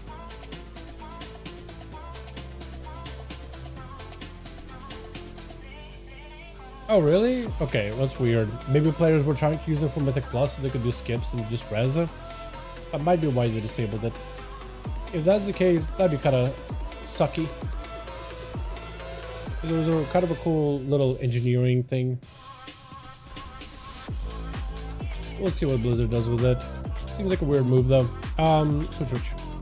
Got ourselves. Is it Philip? No, it's Margrim gonna be first up. Finally getting a chance to play. So far, Margrim been running in a group full of absolute juggernaut. Is that the elite set? I think it might be the elite set. Is that the tabard to go with it too? That might be hard to tell actually. I can't really see. I can't tell if it's got a tabard or not, but it's getting absolutely decimated by Rick, who's literally flying around this guy. It's literally flying around this man. It is going to go for the knock. Unfortunately, Celestial Conduit cannot connect. It is proximity based, so unless he's close enough, he's just in a rough spot, as it looks like this monk is just getting absolute sense super far away. Try to close the gap with Rick, and Rick again is just running circles around this guy. Got plenty of demons, plenty of fel from every angle, and it looks like Margrim is just dead. I don't know if there's a way for a monk to recover that, but he just absolutely got decimated off the top. Was that the tabard? Can I see it? Is that the new tabard? I can't tell. I can't tell. I can see the little toesies over there, but I can't really tell. Damn. I thought dwarves died like on their backs, but I guess they died forwards. That's unfortunate. I wanted to see what the tabard looks like. Because a lot of them have been like really like, ever since I like the Shadowlands tabards because I feel like you can make sets with those, but these, ever since like in War Within, they got some cool ones, but like very, very hard to make sets with them. Very, very, very, very difficult to make sets with some of them, honestly. Tyrant is going to be in play for Rick. Try to see if he gets a pressure. Admo is the Demonology Warlock. Also going to try to see if he gets a pressure. So it's going to be Warlock v Warlock, Demo v Demo. And that's going to be Rick without a trinket, unfortunately. So Admo does have a slight advantage in that regard. Rick is going to go for the Gateway. Doom Guard is in play. It is just cleaving everything down. It looks like it is Admo's Doom Guard, but it's going to be very, very short-lived. Admo can work it back up. Overlords are going to be joining in, or at least one Overlord did. And I actually just noticed Admo is playing a Harvester build, isn't he? While Rick is the Diabolist. So Rick is going to have to take a little bit of time to ramp up until a big demonic summon. But every time they rub, they should be very, very, very effective. But for Admiral, he gets a little bit more consistency damage out of it, and especially Big Burst when he summons up the Tyrant is going to be an attempt to interrupt Rick. It does not connect. Unfortunately, he's going to try to see if he can go for full Tyrant, so it's going to be a lot of demons attacking Rick, unless he's got some kind of CC. Fears on some of those demons, but not all of them. Fear onto Rick does go for a Trinket, and that's going to be Rick just trying to control the demons of Admiral as best as possible. Axos to trade, but it's going to be back right at Rick into a wall for Rickmeister. Admiral also with a wall as well, and Rick caught up all that health, but Admiral is behind on health. He does not have a way to heal, and looks like it was looking like Admiral was the one bursting down Rick, but Rick somehow turned this around just like that. Is going to get even more pets, even more damage. Admiral just suffering back behind the pillar. Nothing he can do. It looks like the pets of Rick's are just that much more powerful, like passively powerful. That is crazy. It's not called Slippery Rick for nothing. That is true. That is very, very true. Gyarados up next. Beastmaster Hunter. I don't know if he's playing the Dark Ranger version or if he's playing the other version. I don't really know what kind of pets he's playing with. Oh, I don't know if he's Pack Leader or I don't know if he's Dark Ranger, I guess. I was looking to see if I could find the bear or the boar or maybe a wyvern up in the sky. Because any of those three pets would like tell me, oh yeah, he's Pack Leader. But otherwise I can't really tell. There's so many pets everywhere. There's just so many pets. Some of them are demons, some of them are not demons. There's a black sheep running around following after Rick. There's all these pets everywhere, man. It's gonna be Gyarados trying to see if we can keep the pressure onto Rick as best as possible. Gyarados taking a decent bit of damage himself, unfortunately. Does go for a freezing trap onto the main pet of Rick, but the rest of them are still attacking him and harassing him. AoE Fear onto Beastmaster Hunter pets, however. Tyrant is going to be in play, and Rick dropping down a big old Pit Lord. It's going to be Gyarados with a Turtle Shell, trying to see if he can give himself any survivability. More pets joining the fight as they continue to attack Rick. I just use a couple more of these pets, if at all possible. Rick does go for a massive port, does get snagged by the binding shot with a stun, but so far just running away, running around. Gyarados not really letting him get any kind of pressure has been the play for Rick and has worked out with him so far. He may need an AoE Fear on all those main pets. This quick stun could possibly fear everything. Might need to. That's going to be a lot of passive damage for him to deal with. We'll need to get him some pressure. We need to cut back on some pressure. Axos on the Gyarados, and it looks like Rick barely does take it with the next monk with Philip. Not gonna give him any opportunity. Just quick dragon kick, touch of death, put the man into the dirt. That's gonna be Radimus up next. This monk as well as Krager are gonna have to figure out a way to fight through the rest of Team 2. There's still a lot of players over there. All available, all ready to go. Immediate magic immunity for Radimus. Unfortunately, Philip still has plenty of physical damage to get through that. I mean, I guess if you are a monk and you are playing Conduit, which looks like he may not be playing a Conduit, so he's actually going to be even more physical damage than ever. Oh wait, if you are a Johnny, you can correct me if I'm wrong here. Don't you have like shadow damage element as a Shadow Pan monk? Just like the Shadow Pan like procs. Don't those can those do a bunch of shadow damage as well as like one of the new talents for Shadow Pan? I was pretty sure. Full stun onto Philip. Does Radimus have enough damage? He's got himself Wake of Ashes a little bit late, but he's gonna have to wait it out, I guess. Looks like Radimus set up a Wake of Ashes, ready to drop the hammer, but maybe just doesn't have the resources. Philip doing his very best that he can in order to give himself with those Vivifies, but they barely heal for anything. Does get himself a short port, using whatever mobility he's got just to stay away from Radimus, but there's only so much you can really do about it.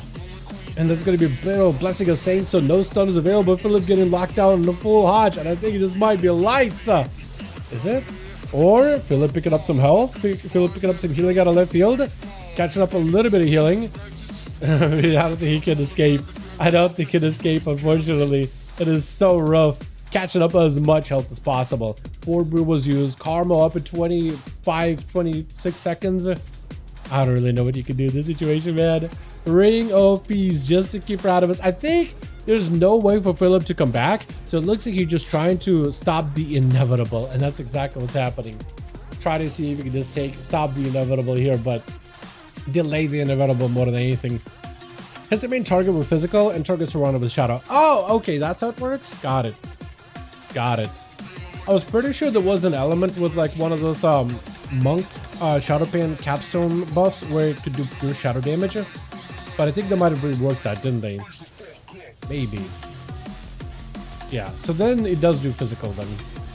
Cool. At least a priority target. Understood. I may need to double check those talents. It's been the second since I've seen him. Krager is going to be walking into a really tough matchup here. Radimus, even though he's had to use a lot of cooldowns to fight the monk, he is still, I think he's looking like he's somebody that might potentially win this duel either way. He's switching out to the Dawnlight build, actually. So he's playing the dot damage, not the big hammer damage versus Krager. And Krager, look how much damage he's taking here. Radimus, as a paladin, definitely has an advantage over a warrior. Trying to go for a bit of a reflect. I don't know if Krager can go for a big old demolish.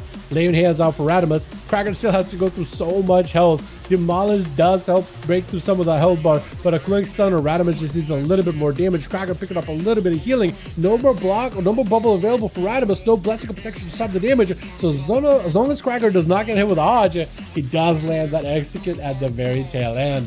With Leo on that unholy, it looked like he was just gonna charge him. May not. Maybe letting Jaina play instead. And it's going to be at least a bit of that second wind healing for Krager, so he's at least able to get a proper chance to duel here. Paladins are crazy. They are really, really good. Yeah, they did nerf Paladin recently, so it looks like that nerf, we are experiencing it here. Poly onto Krager, unfortunately no trinket. Unfortunately it's going to be full stun with a big old spike. Ray of Frost, it's going to do a lot of damage. Nothing the Krager can do about it, but does have just enough shielding in order to at least make sure that that full stun lockdown is not going to be the end of the world. Is that frozen orb? It is a frozen orb that's moving. Okay, I get it. Yeah, look at that. Krager is stuck in the blizzard. There's not much you can do. Taking lots of passive damage, actually. Jaina just keeping him in that orb, just letting it do work with lances. Letting Shatters do a lot of damage. Just letting backpedaling on him. Spiking him, and Krager still survives it. Barely. The Ray of Frost can't stop it. Unfortunately, the Frost Mage does take him out. Rake picking up 3. Well done, well done. And everybody else got a chance to play. Pretty much everybody. I think there's like a druid that didn't get a chance to play on Team Johnny. Get us another one going, boys. Yeah, uno mas. Johnny and Krager, let me know when you guys are good. I think we could just kind of queue it up yet again. 120 something, I think. There we go.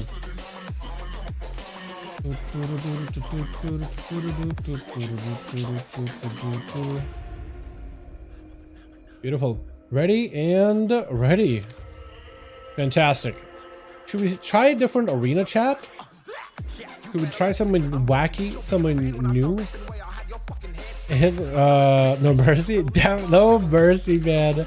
No mercy. What's up, Dal? What's your favorite character class to watch during the PvP fights? Like in duels? Everybody. I don't think there's a single spec that I hate watching. I do like elemental shamans. I think we just don't see a lot of them. I do like elemental shamans, or shamans in general, just because we don't get a lot of them. But that's, I think, are some of my favorite matches, because they get really, really close, and then shamans can just churn things around out of nowhere. But I like it because we just don't have enough of them. Let's do tigers. We have plenty of time to get a bunch of games done. The only thing I need to be oh, bud. Ooh, bud. Somebody drop, I'll get a shot with an arrow. I do need to make sure that I am on PTR around like 6:30 or so. 6:30 my time. It's 3:28, so I got a little bit of time. It seems really strong how they are. Where they are. Really. I don't see a lot of enhancement right now, so I wouldn't be able to tell. I know they got some changes recently, but I don't see them a lot. I've seen plenty of rogues, I've seen plenty of death knights, I've seen a little bit of warriors recently. Of course there's mages, of course there's warlocks, right? Plenty of old class. Of course there's hunters. But I haven't seen that many shamans, at least in my lobbies. But yeah, I'm sure it's gonna change up. I'm sure there's gonna be more tuning. I'm sure if I just got like 500 games, I'm gonna see a couple of them, but I've seen the rest of shamans more than anything.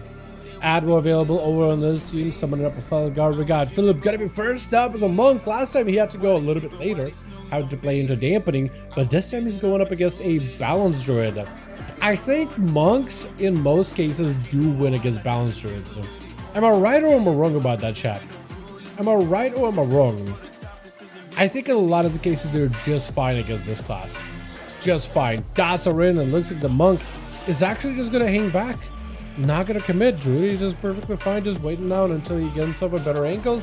Might have just got himself another restun and prowl.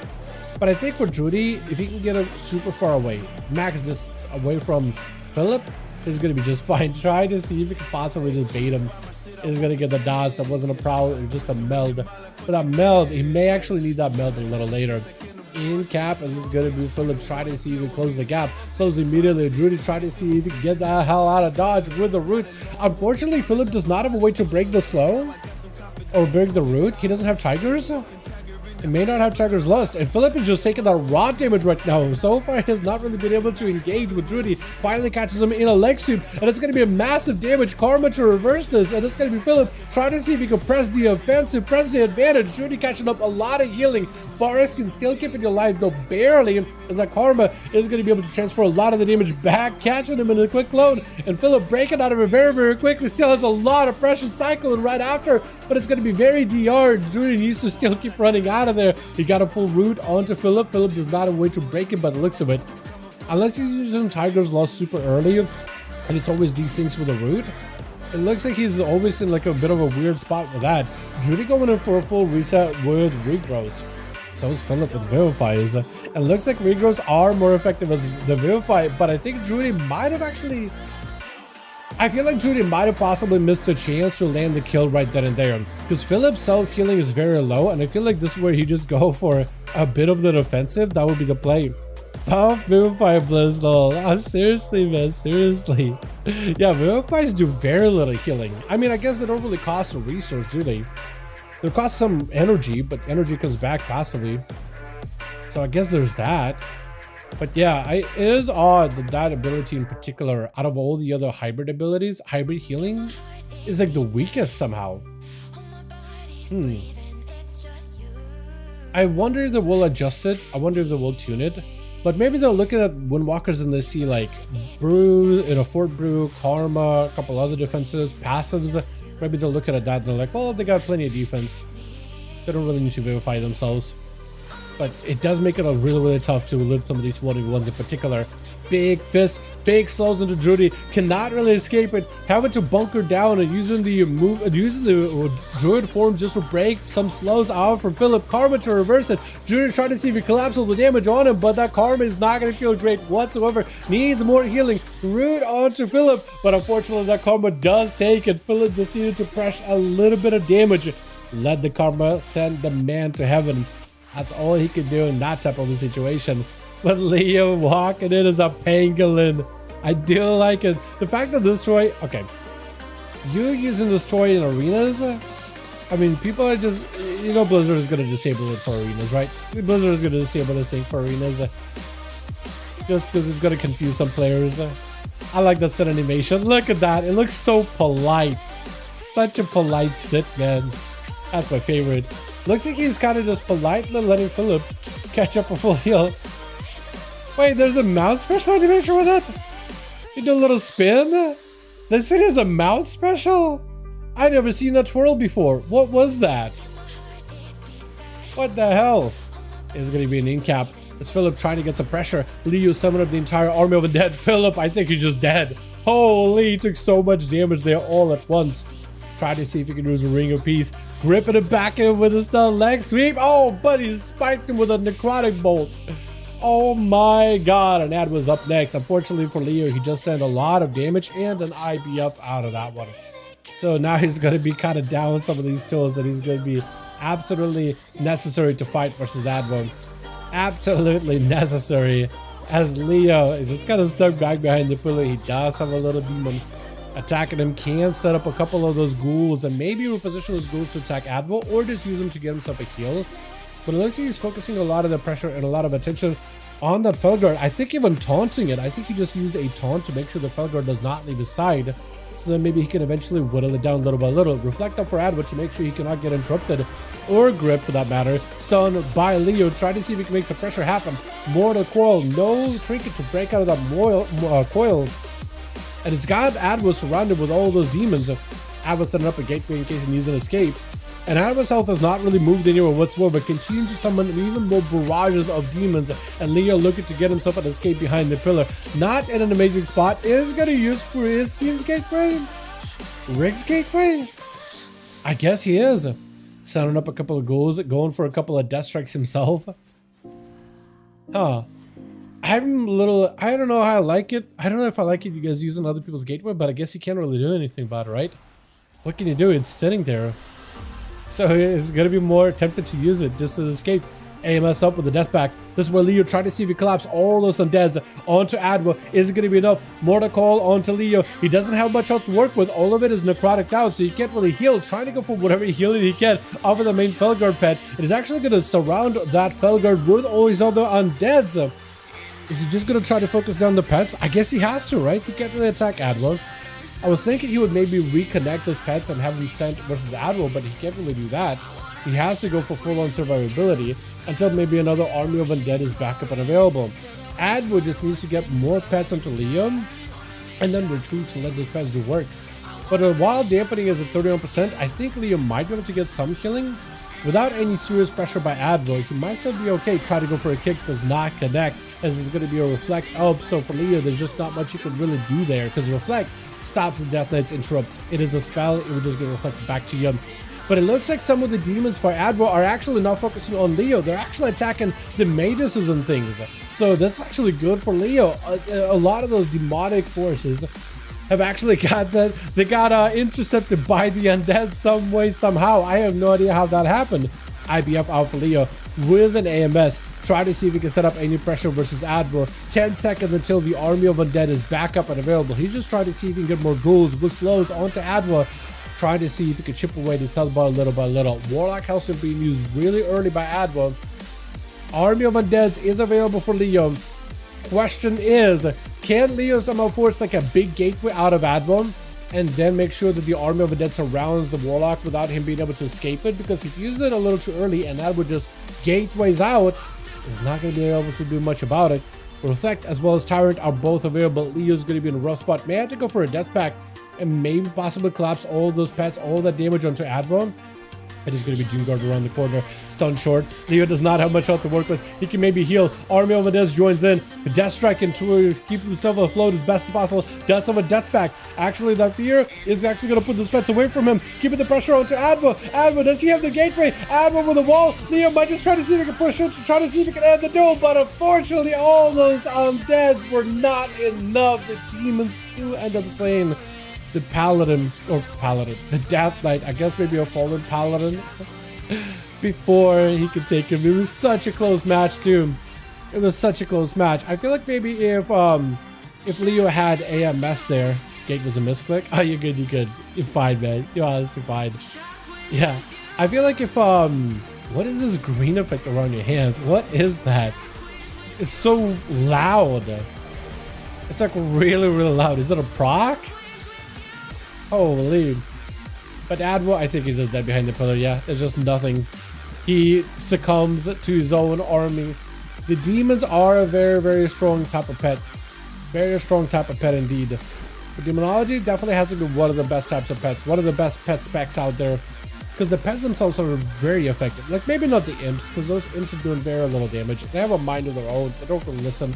But all those other demons you summon, the big ones, the demon doggos, the Charhound, the one that's like fiery in the bag that's been put on ice, the Felguard, all those other demons you summon, all of them are generally very highly effective. Rick, you're just kiting Goers around circles, letting those pets just unleash Barrage of Fel on him. Goers just kind of stuck out in the middle, slow permanently. Can't really do much in order to establish enough pressure onto Rick, having to go for a bit of a retreat behind the pillar, and is running all the way to his side of the arena.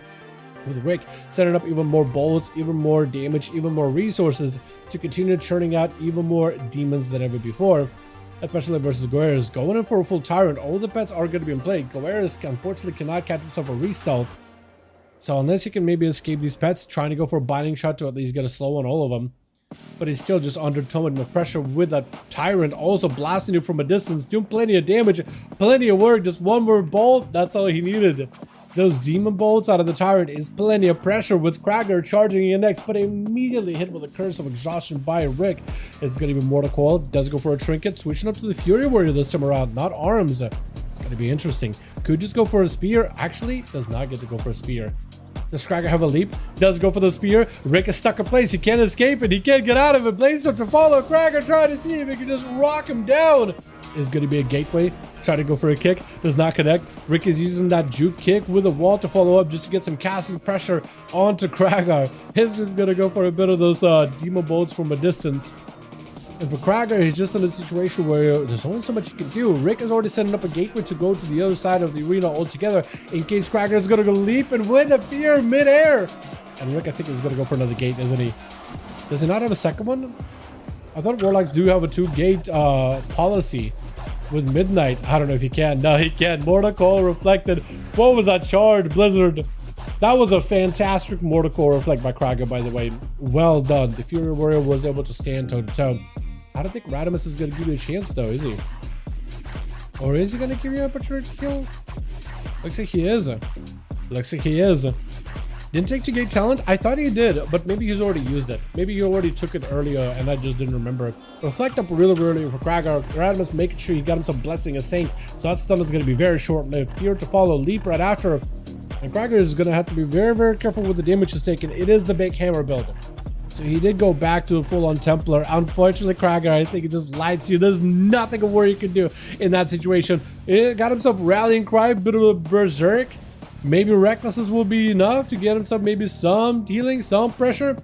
Does go for a spear. Unfortunately, lay on hands for Radimus. Yeah, Kragar, there's just not much health to work with. Unless you got to heal right here, right now. You gotta be on the wrong spot there, but try to heal whatever you can. Short Storm Bolt and Radimus. Try to go for Shattering Throw. Unfortunately, he does go down. I think he did proc that Fury Warrior cheat death though. Margrim is going to be up next. Does get the Pally low enough out of that bubble. There's nothing he can do. Can't bop. Can't lay on hands for a while. So it was an easy touch it does for the monk to establish. Just a bit of pressure, get him low enough, and then pop. And get him right then and there. Margrim getting out of that route immediately. It looks like Jaina is not playing normal Blink. Looks like they're playing Shimmer. So they're not going to be able to escape Margrim as easily, especially on those leg sweeps. And that breath missing is absolutely not what he wanted. Jaina does give himself a bit of shielding, but Margrim, I think it might be lights. Yeah, I think it's over. Let's go for a double blink. Double shimmer. Maybe you can reset. I think it's done. Yeah, it's done. I am not sure what happened. Is that the tabard? Maybe it's not the tabard. Maybe just part of the monk set, actually. Now I'm thinking about it. So I thought Margrim was running tabard. I don't think it's the case. I don't think there's a tabard. I could be wrong. Let's get us another one going, boys, yeah? Uno mas, uno mas. Kragar and Johnny, let me know when you guys are good to go. I'm getting hungry. I'm getting so hungry, bro. Oh my god. I did eat a bit of lunch, but I was out of bread, so I couldn't make a proper sandwich, so I just ate Greek yogurt and literally a slice of cheese. That was not enough. Not enough. Let me know when you guys are good. Johnny, I don't know if you want to remake the group or not. It's really up to you. It's really up to you. Alex, want to join? That geared, be a shame. All good, man. All good, my guy. Need one. Okay. Johnny needs a +1. If you guys do want to join, the groups are going to be listed over in the LFG. Kragar is also remaking the group to get a bit of variety in there. So you guys are more than welcome to join either one. Kragar makes his under Naxxramas, which is, that works out because we got Molten Core and Naxxramas. You can join Team Naxxramas or Team Molten Core. You guys got options. Both groups. Wait.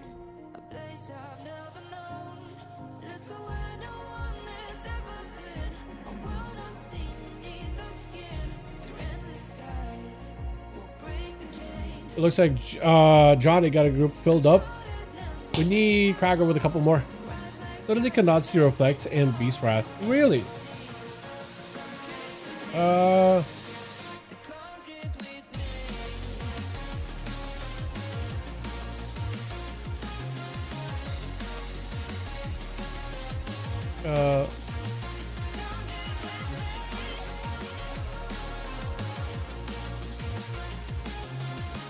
Here we go. I'm curious how to track that. Beast Wrath, like Bestial Wrath. Let's go ahead and add spells to whitelist so we can track it. Yeah.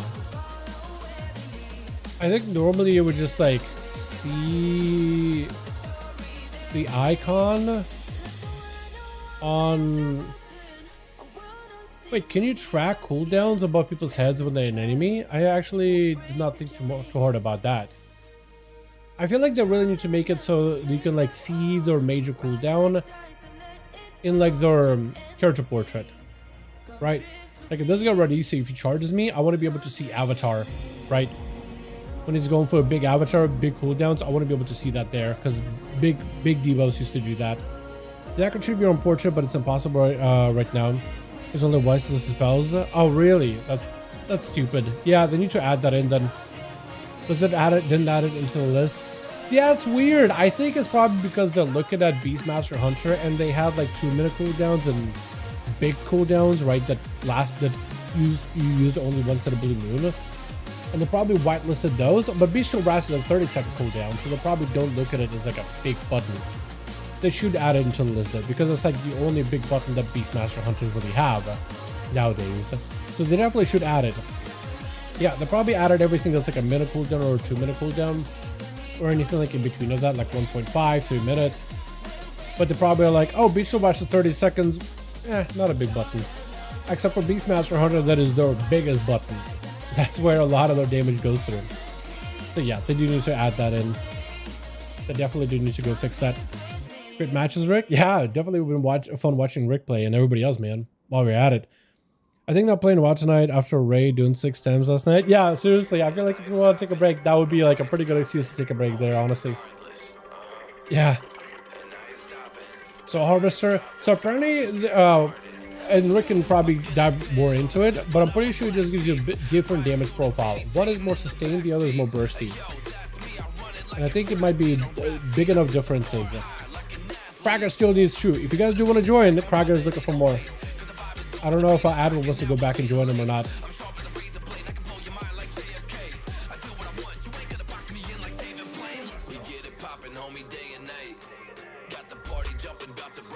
My trap PvP is Frost. She was fun in BGs. Yeah, definitely.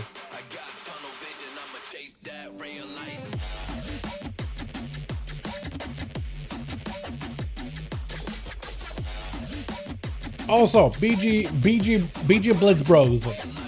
Question, did they change BG Blitz, dude? Because it was running Eye of the Storm and you could capture all objectives immediately. You didn't just have like, you know, Draenor Ruins and Fel Reaver.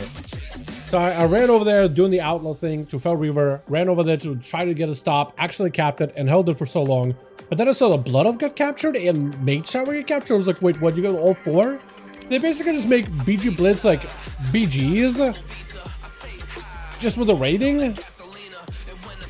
Did it change it? Is that what happened?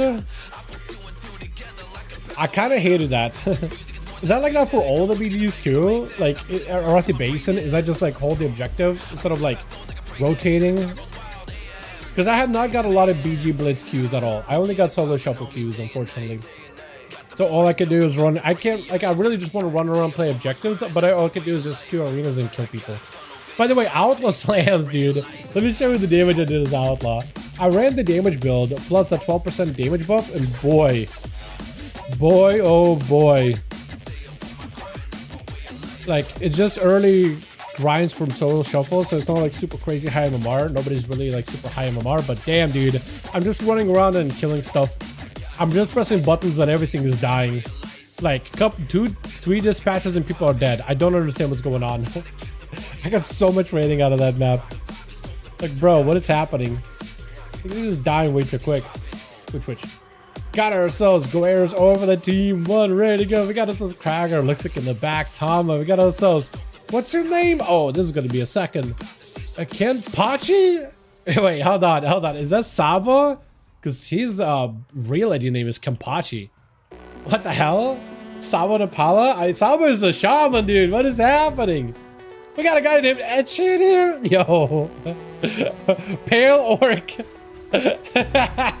Hold on a second. I feel like Etchy probably needs like a pair of glasses, and he kind of looks like kind of like a nice little cosplay over there. Kenpachi getting immediately hit with the cyclone, as it's going to be a bit of burst out of Judy, but the paladin is not deterred. He's just still hammering him down. Not going away, immediate bubble. This is where Judy just needs to play defensively. Try to see if he can leap away. Good thing Kenpachi does not have a hodge for him. Drudy, I feel like you spend all the time in bear form, man. The fact that he's not in bear this healing is, I mean, I'm just worried for this guy. I don't know how he's going to be able to live this. He's still got incarnation for a little bit longer. Knockback on the paladin is helpful. Clone, it's going to be really, really good and actually gives an opportunity to catch a breather as he's repositioned to another side of the pillar altogether with a couple of regroups to follow. And Kenpachi slowed. He's going to mount up on a fresh new mount. And for Drudy, that's an opportunity to dive into stealth. But look at this guy, dude. I like that long, not even blonde, like white hair. They just gotta... It's something about this hair specifically. I know it's supposed to be like really dread or orc type, but it's like... It's like, I feel like that guy just gave up cutting his hair. He just gave up. He doesn't go outside. No one's gonna see him kind of deal. So he's just like pale, unkempt hair, named Etchy. I don't know. To me, it just felt kind of fitting. I feel like he just needs a pair of glasses with a mug and it looked good. It's like everybody were going outside. But I was learning the way of the blade. You got a katana. It's so perfect, bro. It's so perfect. Judy's just going for a complete reset, man. He's waiting until Incarnate and everything is available. Kenpachi will not have a trinket for this. Neither will Judy. No more bubble available for Kenpachi, but will have magic immunity. So I'm wondering if he's going to go with it. No, actually going to back up out of the trees and trying to see if he can swing around the corner with a Dryad also closing the gap. Looks like they gave the Dryad ability to cast while on a move. In fact, there's true Dryads, although they did fall apart really, really quickly. I feel like for Judy, with all the damage, I feel like that would have been a perfect opportunity for him to charge in and make damage happen, but he decided to back up out of there completely. I'm wondering if that was for a specific reason or another. Knock back into Kenpachi, just trying to let the dots rot him. Unfortunately, Boomkins don't have enough dot damage. At least I haven't seen like any kind of dot rot build to like win these games here. Try to go for a silence onto Kenpachi, goes in with a big old hammer. Barskit available for Judy, able to use his fitness and mobility to escape into a blessing a saint to try to see if he can reduce any kind of stuns or maybe even roots or any kind of CC effects. No, it looks like not roots. Looks like not roots, but is able to keep the pressure on Judy. Just the problem for the paladin is he's having a hard time really catching up to Judy. Judy able to use the mobility to create some distance, but staying on the druid, that could be a little bit tough at times. Got himself a bit of damage. Looks like the Dryad is just like a random summon. Is it based on your eclipses? Because it's doing a decent bit of damage. Hammers down onto Drudy. As long as Kenpachi has himself a hand of freedom, he might be alright. He will have a trinket to break out of a stun. But as long as he's got some mobility to stay on Drudy, as long as he doesn't let him catch a full escape, he's going to be okay. Trinket, big hammer crashing down. Drudy does not have a bar skin, magic immunity, and for Drudy, he just got to start healing. Bear form, I don't know if he has a bash. It looks like he won't have a bash this time. Maybe a cyclone? No! Hodge stops it with a wake of ashes. The pally does crash down a hammer. Boomkins always had a hard time fighting against, I guess, paladins in the past, though. So I feel like that one makes sense. Kenpachi may need to bubble this immediately. Bubble 2 seconds, 1 second. Silence, bubble out. Leo thought he could possibly take it, but this way Kenpachi, if he could turn this pressure around, Leo could be in a bit of trouble. Leo's gonna have to wait a little bit. He's got himself the Reaper Sight still with the Pillar of Frost. Blind, unfortunately, is gonna waylay him long enough for Kenpachi to catch himself a bit of a reset.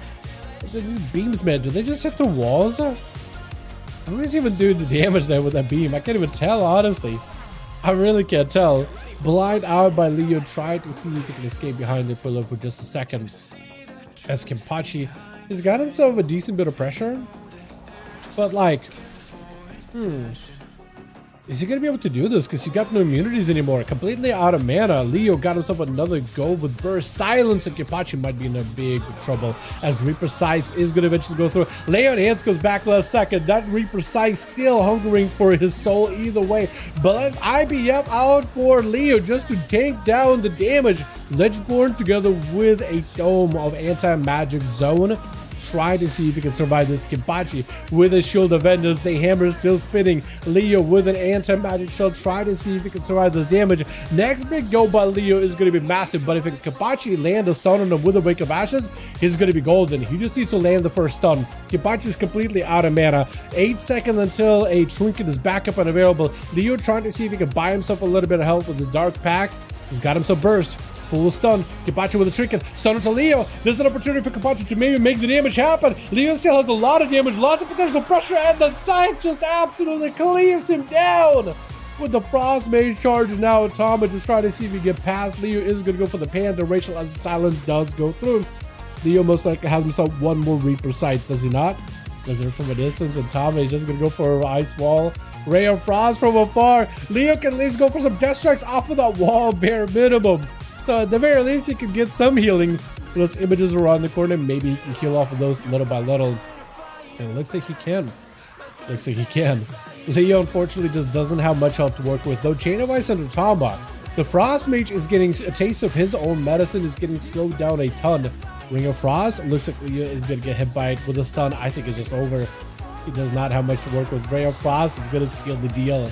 Just entombs the Frost Mage into a block of ice and just lets the Ray just absolutely decimate him from the inside out. Quick rebuke by Radimus, forcing a block out of Tama. That's actually kind of wild. I did not think he was going to be able to close the gap to even land a rebuke. I think the amount of times we've seen Paladins even land rebukes, because a lot of the times they just deal damage from afar. They don't really need to close the gap, but he got in melee to actually land the rebuke. That's crazy. Tama with an Invis is able to escape. Looks like he got an Invis out of a block, so he still has a normal Invis. But looks like, yeah, whenever he blocks, he gets maybe a free Invis. Might be part of the Spell Slinger. Actually might be part of the Spell Slinger kit, which we haven't seen a Frost Spell Slinger in ages. And then Midnight all of a sudden made him really good. Stun, that's going to be a trinket with a magic immunity out by Radimus. Tama may have to go for a second block, going for a normal Invis to get himself 60% damage reduction. Does he have anything to follow up? Does he go for a block? He just ended up staying away from Radimus, letting the magic immunity do pretty much nothing. Does get himself a Glacial Spike, needs a couple more lances in order to get the shatter damage going. He's got himself a lot of good consistent damage with this Ray of Frost doing a ton as well. Mass Hammers flying now by Radimus. Bubble with a block reset by Tama. Gonna get himself not a lot of healing, unfortunately. And that Invis that he's gonna get out of the block, looks like he still gets an Invis. Looks like he still does get an Invis. I didn't realize it was like block was going to give you a free charge of Invis. But that's pretty good. If Tama can sit down for some food, that's exactly what he's doing. Radimus sees it. Nova from afar. As long as he can build up the shatter bonuses back up to Radimus, I think Tama is going to be in a fantastic spot. Ray of Frost try to see if he can shimmer out, but it's going to be a stun. Unfortunately, Tama does not have a normal blink to break out of those stuns. He tried to shimmer behind the pillar. Brad does not connect either, so Radimus using quick mobility to escape it, but it's going to be Tama still landing a full stun on the guy. Frostbolts, I don't know if they'll do enough damage, and unless Tama set up a bunch of those freeze stacks onto Radimus, there's just not much you can really do with him in terms of damage that follows up. He can't just land him down. He had to literally Frostbolt him down. They did buff the damage of Frostbolt to give mages even more consistent output, Frost mages in particular. But still, a lot of the damage is going to be shatter heavy. You need to get flurries, you need to get Frostbolts, you need to use abilities that build up that freeze stacks and then start shattering them with lances back to back. Glacial Spike to try to see if you can build up some more damage. Flurries are going to be able to connect. Hand of Freedom getting stolen, so that's actually huge for Tama, who is going to go for a short little Invis here. But for Radimus, how do you have so many Invises, Tama? This guy's literally a rogue.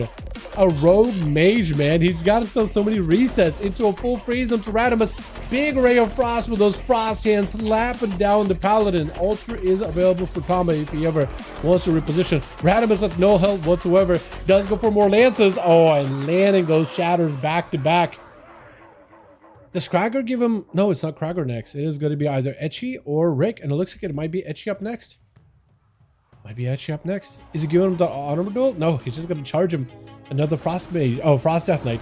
Full stun, full burst. Grip onto Tama. Silence, it is over. And Etchy does take him out. With the Monk going to be up next. Markham immediately eating a majority of that burst. Mad burst of Etchy with an IBF. Blind for a second. Does go for a trinket with a touch of death. And Rick is the last one left. Etchy came out, took down Tama really quickly. He killed quick, but he also lived quick. He probably had the shortest game I've ever seen. Landed a kill, went down. Either way, it worked out. Karma was so good. Yeah, I mean, once you pop Karma, there's not much you can do. The Death Knight, it's not like he can really escape. He did land a blind, but it might have been a trinket out of Margrim on the Karma. Hard to tell. Hard to tell. Axtos, Margrim is just locked down. Try to see if he closes the gap. Unfortunately, no more karma this time around. Does go for the forward brew, landing a Lexi punch to Rick while he's mid gateway. So at least he do get CC, and Rick goes in for another gateway. Margrim is just lost out in the open. There's not much he can do. I think Margrim played as best as he could. He could have played that game super slow behind the pillar, sitting around doing nothing. What is that? What is this? He just pulled himself out in the open by putting a hunter's mark onto Rick. That is so rough. That little what is it? Sailor Moon looking beam. Hunter's marked him and then they put a dot on him, taking you out of camo. That is diabolical, Blizz. Does this go for rogues too if you're in stealth and you just sap somebody? Because you just put a hunter's mark on him. Hunter's mark? If I sap somebody, am I gonna get like that beam too? I hope not. I hope not. That seems like a bit of miscalculation there. Damn. Rick tried to see if he can get himself a Tyrant. I like how the Tyrant cast actually has like this glowy health bar. It's like, hey, big cast from the Warlock. You better be very careful. Big button coming out. I love it. I love it. Normally it only does that for like enemy NPCs that have a big cast, but I like how for Rick it even shows like, hey, big cast coming up. It's gonna be dangerous. You're gonna be in trouble. I'm assuming it does the same thing for like some of the other casts, like Arcane Mage's Arcane Surge, isn't it? Shadow Balls don't do that though. Shadow Balls don't do that. Gore's getting hit with an axe plus Wailing Arrow. He doesn't do it for Wailing Arrow, as you can see. And I think Gore's just dead behind the pillar. Yeah, Rick just let the pest do work. Falguard slaying him down, smotting him down, with Kragard charging up next to Rick. I think actually Rick and Kragard dueled each other, and I think Rick did go down in the past. Kragard, though, walking into this duel with a lot of dampening, though. Any healing he has, which is not a lot to begin with as a warrior, with all these pets constantly attacking him, is going to be very brutal. Got himself a Colossus Smash, big demolish, but it's going to be a Mortal Coil breaking him out. Rick is super low on health. Kragard, if he can spear him down, that'd be ideal. I think he's trying to find an angle where he can just spear Rick down. It is going to be the gateway. Let's see if another gateway use. Kragard may have to go for a leap and a spear. May have to go for a leap and a spear to make sure Rick doesn't go anywhere. Tyrant is in play. Try to see if he can reposition. Big fort out for Rick. Does he go for a spear? If he has another gateway. Charge. No gateway. No gateway. Stormbolt. I think you just got to spear him down so he doesn't go anywhere. Axe toss. Can Rick escape? Rick is getting damage. If you don't know those pets, Rick escapes him for a moment. It's going to be Kragard with a Warbreaker. Does he have grip? Does he have a leap?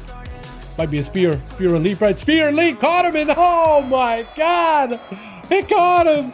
He's spearfishing these boys. Rick picking up too. Well done. Tom also picking up too. Well done as well. Kragard with that spear. I love the spear leap combo. I really love it. It's such a cool mechanic. I love that. It looks awesome too. Let's get us another one going, boys. Or actually, or are we done? Or are we done? Are we doing more? Or are we done? Because it is getting kind of late on EU. We are hitting that 4 PM mark. So it's up to you, boys.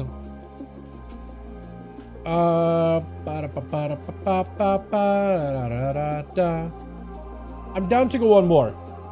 I'm down to hit that uno más, por favor. No for night, thanks, brother. Thank you so much. Come by, Judy. Appreciate you. Skажи, если... Okay, one sec. I was about to tell Kragard, like, let me know if you need, if you're done for the night. Rick needs a, or not Rick, Leo needs a +1 if you guys do want to join. We got a spot available. Score.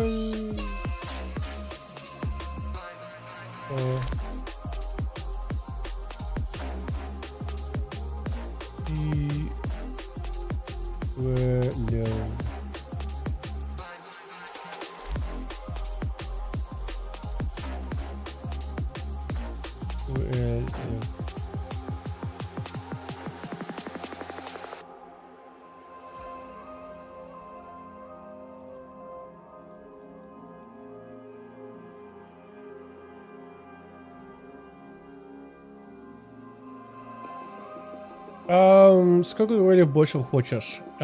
Try to figure out if this is the correct way of saying it. I want to ask him how many more games do you want to go for? But I don't really like saying it in English makes sense because I'm like, yo, how many more games would you want to keep going? I'm worried with Russian. I'm basically asking him like, how many more do you want? Which sounds almost like annoyed. I feel like my phrasing is probably going to be off here.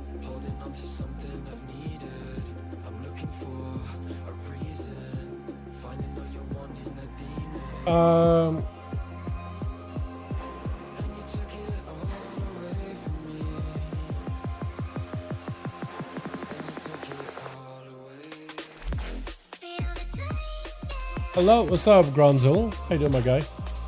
Wait, the Cracker hit me. Можешь еще один-два игры, как хочешь. А где мой стрим? Крагер, ты сможешь стрим? Хорошо, это понятно. Да, можно один или два, если хочешь. Давай один. Следующую игру и... Когда Если... Посмотрим. Давай одну игру. Посмотрим, как это будет. Если будет... как его по-русскому? Драйв. Я не знаю, как по-русски сказать драйв. Драйв, чтобы сыграть одну еще. Потом сыграем... Как его? Вторую. По-русски забываю. Мне сейчас нужно... Когда хочу что-то по-русски сказать, мне нужно все это переводить. У меня... как его? Словы все собираю по-английскому. Как его? Sentence. Что хочу сказать, забираю на английскому. И мне потом нужно translate все. И это у меня лаг.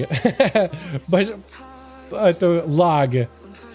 Сказать, что я хочу по-русскому.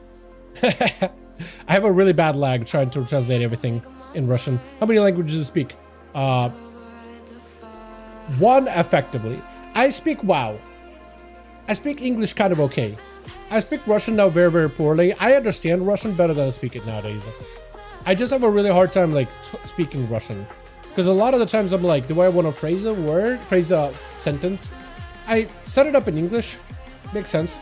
And then I gotta translate it. And then I gotta adjust it so it makes sense to the context of what I'm trying to say. And that creates like really bad lag. I used to know a little bit of Spanish.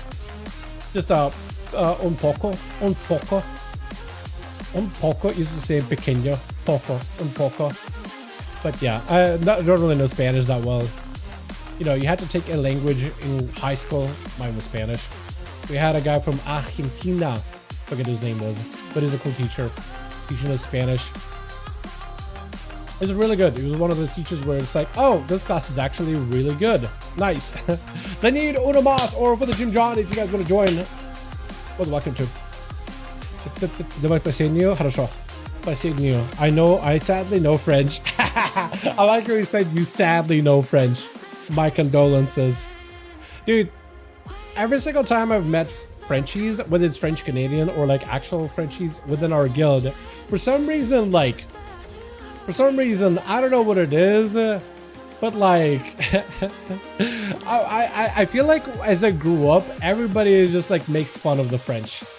I don't know what it is. I feel like everybody always had jokes about the French, but also every French Canadian or French player within our guild, like those Frox, who still comes around from time to time, but he's like from like his family's from France. He's French, like proper French. Like a lot of the French Canadians in particular ended up being kind of like really, really weird socially and like didn't really vibe with the guild. Frox was the only one that vibed, but he was really just quiet. But everybody gave him like French jokes all the time. He's the only one who could take it super, super well. I remember one time I left him flabbergasted down. I was like, Frox. He's like, yeah. I'm like, so you're French, right? And he's like, yeah. I'm like, why? He just went silent, absolute flabbergasted, couldn't talk. Love Discord. Get back a little later. Yeah, it took the jokes really well though. Really, really well. Every other French Canadian though, boy, they did not pass the vibe check, unfortunately. We'll do a toll. Do I want to do a toll Veron? Let's do another hook. I like hook point. Even the French hate the French. Yeah, they do. They really do. They really, really do. They really do. They really do. But there's a lot of French Canadians that just did not pass the vibe check. There was... Bro, what is that? What is that? What am I looking at? What in the world? Hold on a second. Let me look at you. Let me look at you. Let me look at you. Oh, let me look at you. I am hoping this guy will get a chance to play. Let me look at you. Switch with. Boy, what is that? What is happening? What are you doing? What is going on? I want to take a look at you. We got a dragon. We got a dragon. Holy, I haven't seen a dragon in these in so long. Natalie ad. Natty. I want to see this guy. I'm hoping Natty actually gets a chance to play. What the hell are you doing, Leo?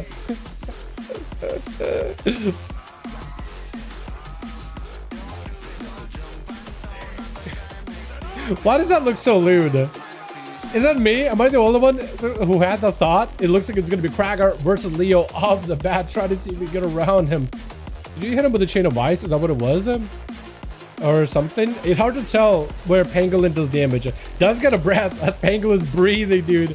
Pangolin straight up breathing. He's got himself lots of potential damage. Blinded Krager. Try to see if he can get a full lockdown. Does get a stun. Unfortunately, Krager does go for a trinket. Reaper Sight is going to go through a big disarm for Krager to try to dampen some of the damage. And it's going to be Leo coming back in with another Reaper Sight. Krager able to get himself a little bit of healing. Parath comes back in. Demolish comes through. Leo taking huge hits, but so is Krager. Krager is going defensive stance with a bit of rallying cry. Leo tried to go for a bit of a death pack, but it looks of it. No, it's a proc death pack. It's just a fake one. It's a fake one. He's still got a real death pack. Unfortunately, some of that necrotics does eat into the other necrotics, but Krager's left with not a lot of health. Second one may be kicking in. He's got himself a bit of shielding. Fear onto Leo, who's able to break out of it very, very easily. Next time Krager gets a proper stun, he might be able to make something happen. Stun short onto Leo with a leap. Do you have a grip? I don't think he can.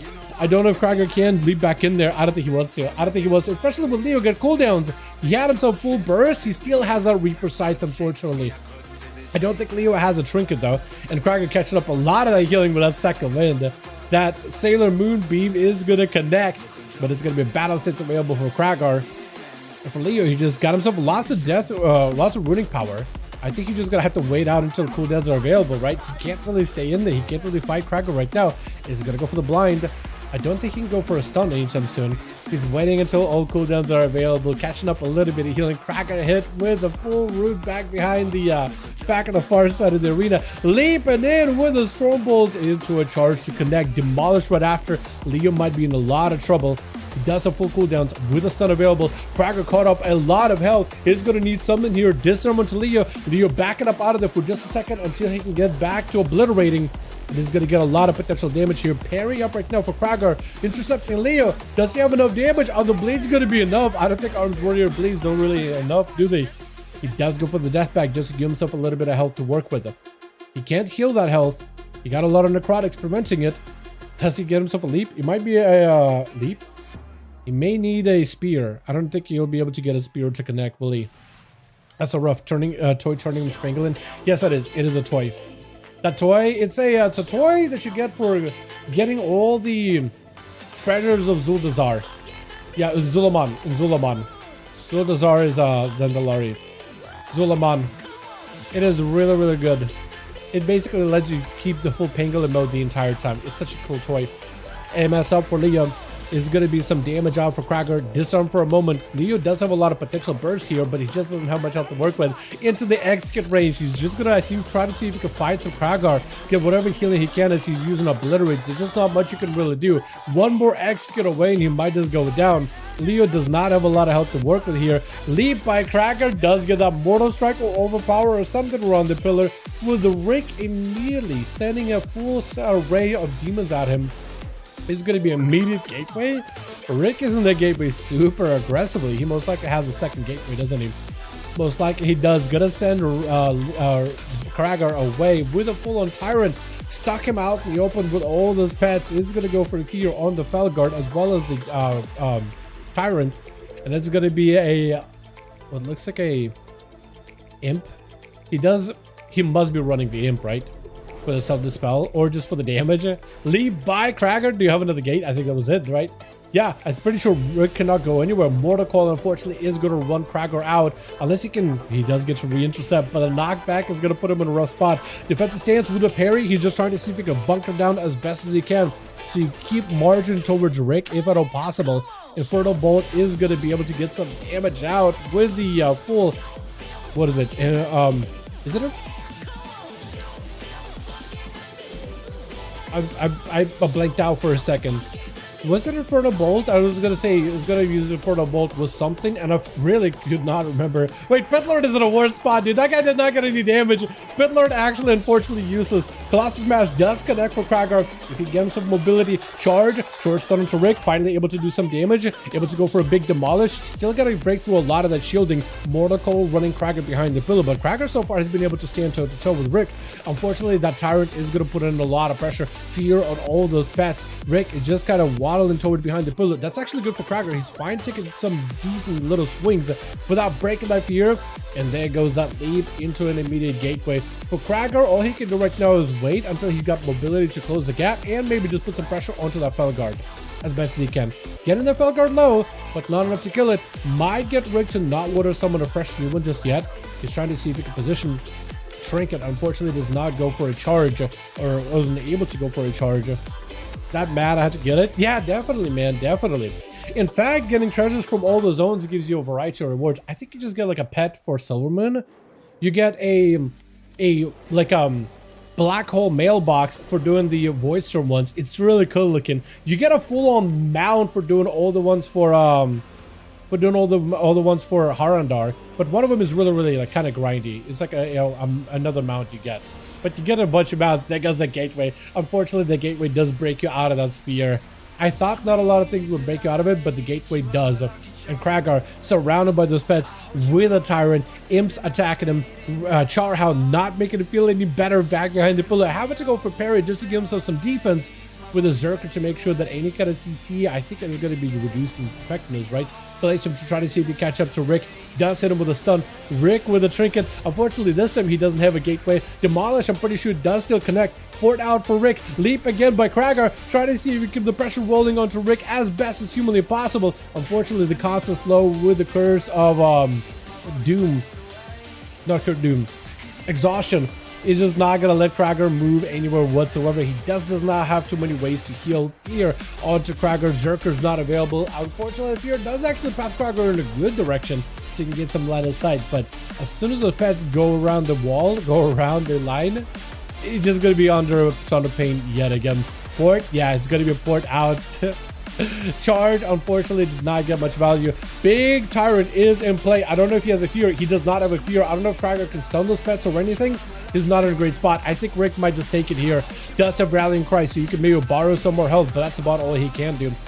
And he got himself the Ignore Pain, so at least he's offsetting some of the damage into the pain. Fear, the Zerkers out of it. A Rallying Cry to follow up. Try to go for a stun on all those pets. Mortal Coil, very short-lived, unfortunately. Or fortunately for Kragar, unfortunately for Rick. I don't know if Kragar has himself mobility. Maybe trying to go for a leap. Spear. Does a spear Rick? He does not. He could still go for a leap. But I don't think he's gonna. Fear onto Rick to try to see if he can buy himself a bit of time. But that Shower Hound, unless that thing disappears right now, he's not gonna be able to get a heal. That is so rough. That is so rough. Maybe he can take down some of those pets. Maybe get himself like a impending victory or sudden, impending victory. Maybe. So at least he can get himself a heal or two. Port out. Kragar does not get hit by that port whatsoever. He's doing some recovery behind the pillar. He is recovering some health, even at 41% dampening. This warrior does not want to go anywhere. Mailbox toy shares CD with other ones. Sad face. That is sad, unfortunately. I guess maybe Blizzard did not want people to make too many mailboxes in place. It is lame. It is very lame. Gateway yet again. Yo, every time Kragar has a burst setup, Rick always has a portal. That is so crazy. That is rough.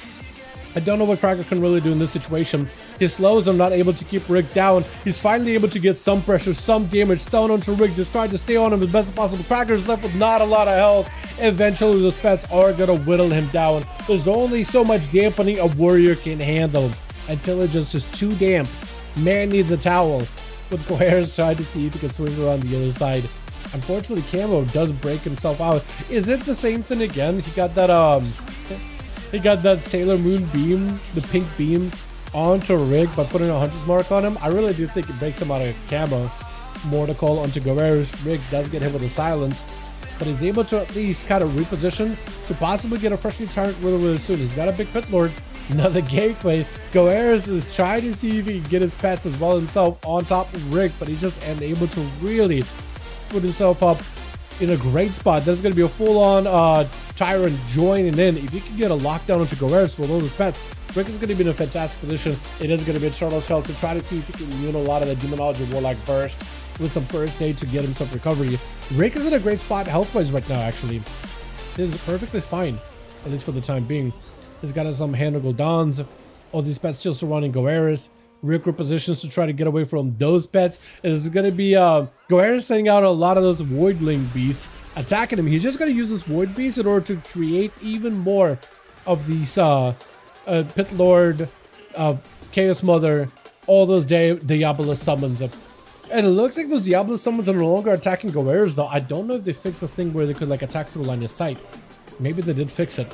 But for Rick, that is going to be still more reinforcements getting called from the Twisting Nether. Yet another gateway, dude. This gateway tech has been Rick's ace in the hole, man. Anytime this man is in a bit of trouble, gateway gets him into safety. And then he ports back in, the gateway out, and then ports back in, giving him like infinite mobility. He's been able to evade Kragar and Goeris on any of the bursts. And look at that. As soon as he's super far away, letting those pets, he's just putting that warrior and the hunter out in the middle of nowhere and letting those pets run them down. With Radimus, it's going to be Kenpachi going to be up next. I really wanted to see Natty actually get a chance to do it, but I'm pretty sure if Rick is playing as he has been, it might be able to take it all the way, huh?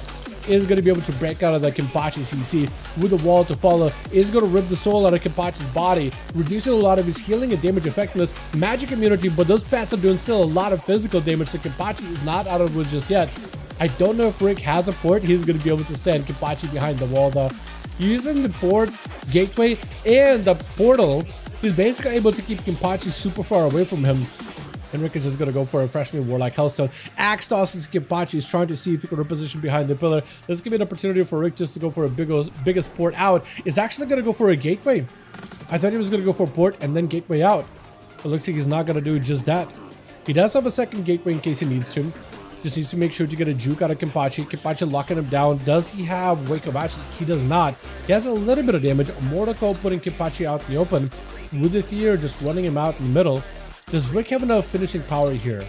He got a little Shadow Bolt, a little bit of Drain, a little bit of Fear. He just tried to see if he can establish full control of Kenpachi, who maybe still has Lay on Hands, but I'm not 100%. It is going to be a full-on Tyrant. Port out for Rick. He just needs to keep Kenpachi out in the open. Maybe goes for another Gateway here. I think he does. I think he does. Knocking it back. Maybe Gateway is not back up and available. Rick trying to see if he can port Kenpachi behind the pillar. Does get to. Do you get another Gateway? Because if you get a Gateway, I think you maybe live this. Kenpachi caught up a lot of health back, by the way. A ton of health. Big hammers coming down. Rick tried to get a cast off. Trying to see if he can get juked. Big drain off of that axe toss. Does get himself a proper fear. Does Rick bring it back? Dude, he's at no health whatsoever. Actually, no health at all. And to go down, we'll have to go for a gateway. There goes the gateway. Just stay away from Kenpachi. Let your pets do work. Let your pets do work. Because Kenpachi slowed down. Just absolutely walking through molasses. You need to just have maybe another port.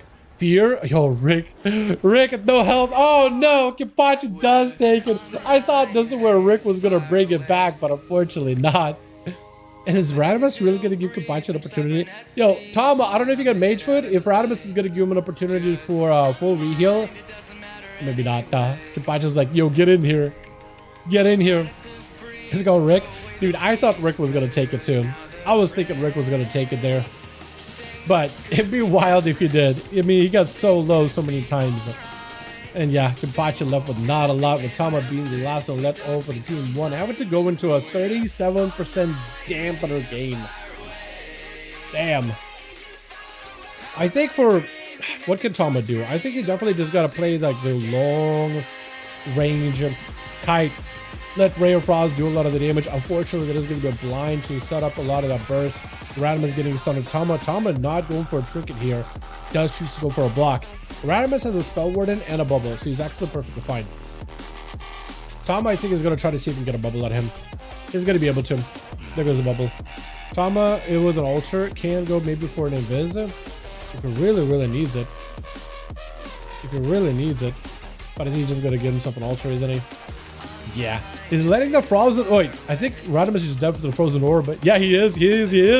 Holy frozen orb. Wait, is this where Tomo maybe brings it back? I was thinking that was gonna be the duel where Radimus or where Rick, which is gonna be able to take it.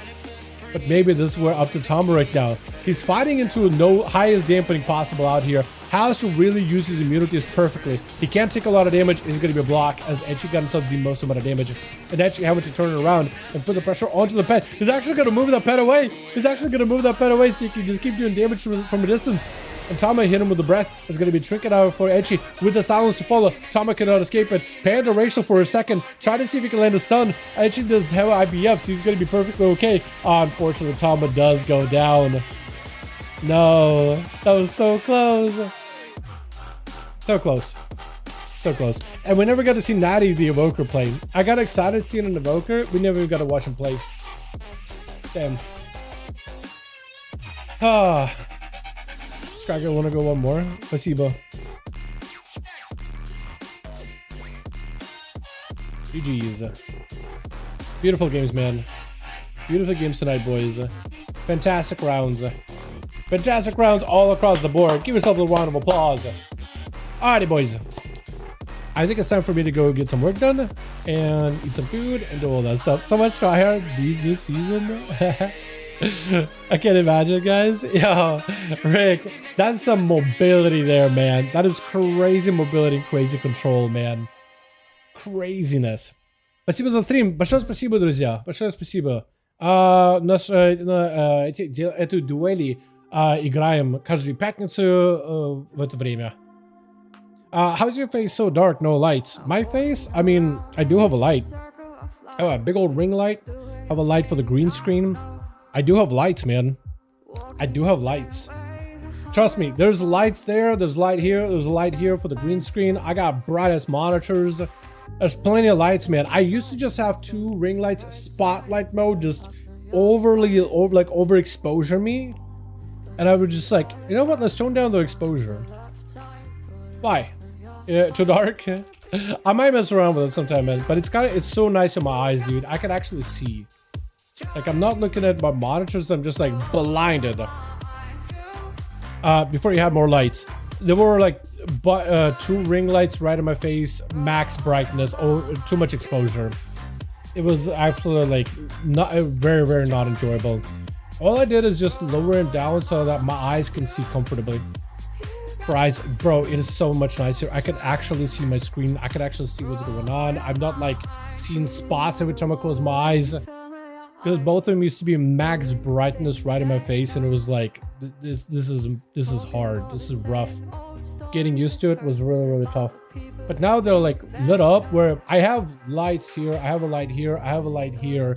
I have plenty of lights. I'm just like, they're toned down where I can actually see. And then I go and I crank out gain over in the webcam.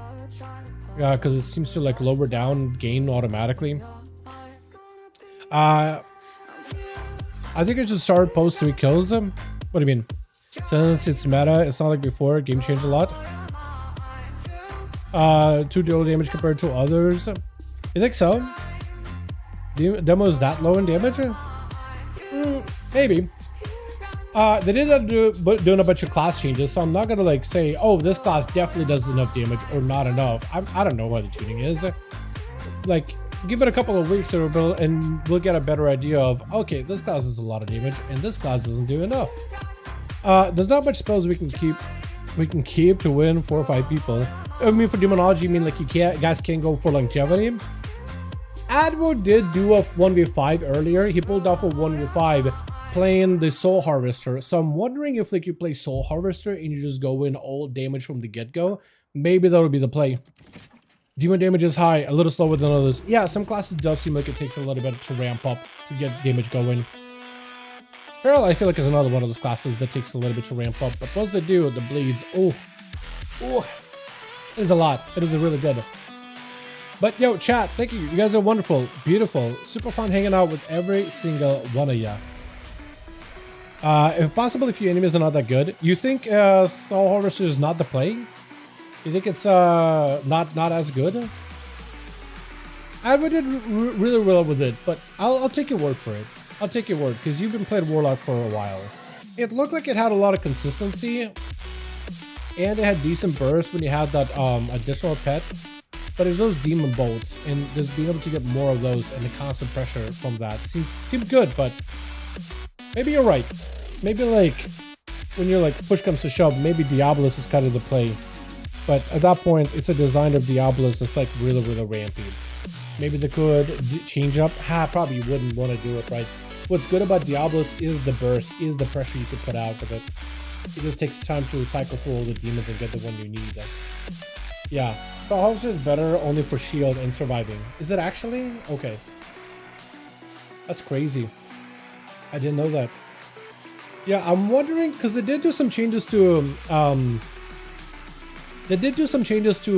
Devour hero talents for like 1205 PTR. So I'm wondering if they could do that for Warlocks as well. I'm wondering if maybe giving them like feedback on the forums might be good. Damage is pretty similar, not much difference. Yeah. What do you think would make it better? Like, what do you think would hit that sweet spot for either one? Soul Harvester or Diabolus? Is it like faster cycling demons on Diabolus, or like maybe just a damage uptick on Soul Harvester for like burst? Soul Harvester did more direct damage from Warlock itself, and Diabolus did more from pets. So maybe add like a passive where as Diabolus your pet damage is naturally higher. Can't just rank 1 damage on Diabolus. Oh, that's not good. Yeah, okay, I can see why that would be a problem. Because if the Tyrant doesn't get all damage, you kind of would want the damage going back to Demon Dogs or your Felguard or a Charhound. Yeah, I could see that being a bit of a problem then. Yeah. Okay. Okay. Yeah, so basically take the power away from the Tyrant and put it either into the Warlock if you're Soul Harvester or into your base pets if you... I could see that. I could see that being better. Yeah. But we'll never survive against a BM Hunter as Soul Harvester. Fair enough. The survivability is, I guess it's a question of like, are you talking about survivability from a 1v1 perspective or like solo 3v3 to 2 perspective? If it's survivable for 3v3 in solos, that's probably okay. If you mean like you don't even survive in 3v3 in solos, that's a little rough. But as Diabolus, you can kite and kill. That's true. That's true. Yeah, you did kite for a lot. It's crazy cool mobility, but yeah. I am assuming as a Warlock, it's not the most fun way to play either. It's not fun to play against it, but it's definitely not fun to play that playstyle either. So I also got a lot of power out of imps with the talent that Giga buffs them. I can see that, yeah, because there's like there's some value with the demon bolts that you can get. I can see that, but I'm assuming that's like not amazing either. Yeah, I could see them maybe doing some stuff with like changing up one of the talents to just give a passive, whereas Diabolus, your main specific demonology pets just do more damage. And they could maybe do that for Destro, but like buff their Incinerates and Conflagrates or stuff like that, right? They could do in Rain of Fire maybe. Or Chaos Bolt, like just a baseline damage buff, fire damage buff. They could totally do something like that, and then you would have parity for Demonology who gets more demon damage. Or you have the Destro, who just does more damage. I'm assuming there's a talent somewhere in the hero specs that maybe could be altered. Like this guy's Soul Harvester. Demonic Swipe I think is fine. Increases duration of Manifested Avarice and increases damage done by Soul Swipe. I feel like you could probably take that, right? Bake that into like Shared Vessel or something. Or no! You could change up Shared Vessel, so it increases your mastery, effects is doubled, and maybe add like your demon bolts and handle cooldowns do X amount of extra damage, right? And maybe tone down like something in the kit. I could totally see that. I could totally see him do something like that. That was more fun to play since it has a lot of procs and hows it is faster. That's true. I don't disagree with you on that. That does sound like that'd be a lot more fun. But yeah. I'm just hoping, like, I'm just wondering if Blizzard could do some of the surgical changes to make it, like, you know, that idea of, like, a demon build or a caster build more viable, more real, as, like, a build crafting kind of mechanic where those spells and abilities are, you know, functionally do get stronger in that specific build or another without like restructuring the hero talent itself fully. I think it'd be cool. I think that'd be cool. I do agree with you on that though. Diablos does seem like it's really, really fun. Soul Harvest is good for procs. It feels great for Affliction. I just never really felt it was great for Demonology. I wish I could just see Warrior Reflect because I didn't see Qualum in Arena. Yeah. I do think they need to make it like super obvious the Reflect is up. I think they need to do it for PvP nameplates, right? When the defensive is up, it needs to show up as like a big icon somewhere. When somebody uses the defensive, it needs to be really visibly seen, like really noticeable, right? Somewhere on the health bar. I don't know exactly where, but somewhere. Somewhere. But yeah. Anyway, chat, you guys have a wonderful one. Thank you so much for watching. I do hope you guys enjoyed. I'm gonna catch you all tomorrow for duels over on the NA region. Stream is gonna start a little later, but that's just to make sure that NA gets a chance to play. I will talk to Boris to see if maybe we should start it at 7, because last time we started at 6 and it was an hour before we got groups. We may just start like at 7, so super late. But yeah, we'll definitely do something about it tomorrow. I'll check in with Boris ahead of time. But you guys have a good one. Thanks so much for coming by. Super fun duels. And I'll see you guys all hopefully for tomorrow. Tomorrow NA. Yep, tomorrow NA. At least that's the plan right now.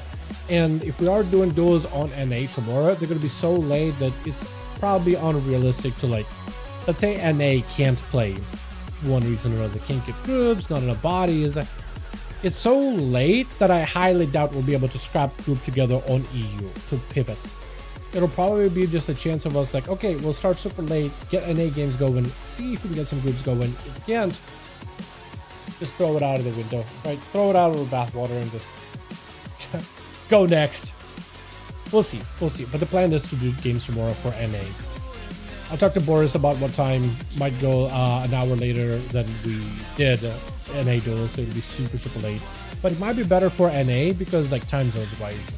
Because normally when we do those streams, like people that are in West Coast are just getting off work, or not even. So maybe giving us a little bit later in the evening allows like East Coast, Mountain, Central, and West Coast players probably a chance to participate. We'll see. But I'll see you guys all tomorrow. I gotta get some to eat. Peace.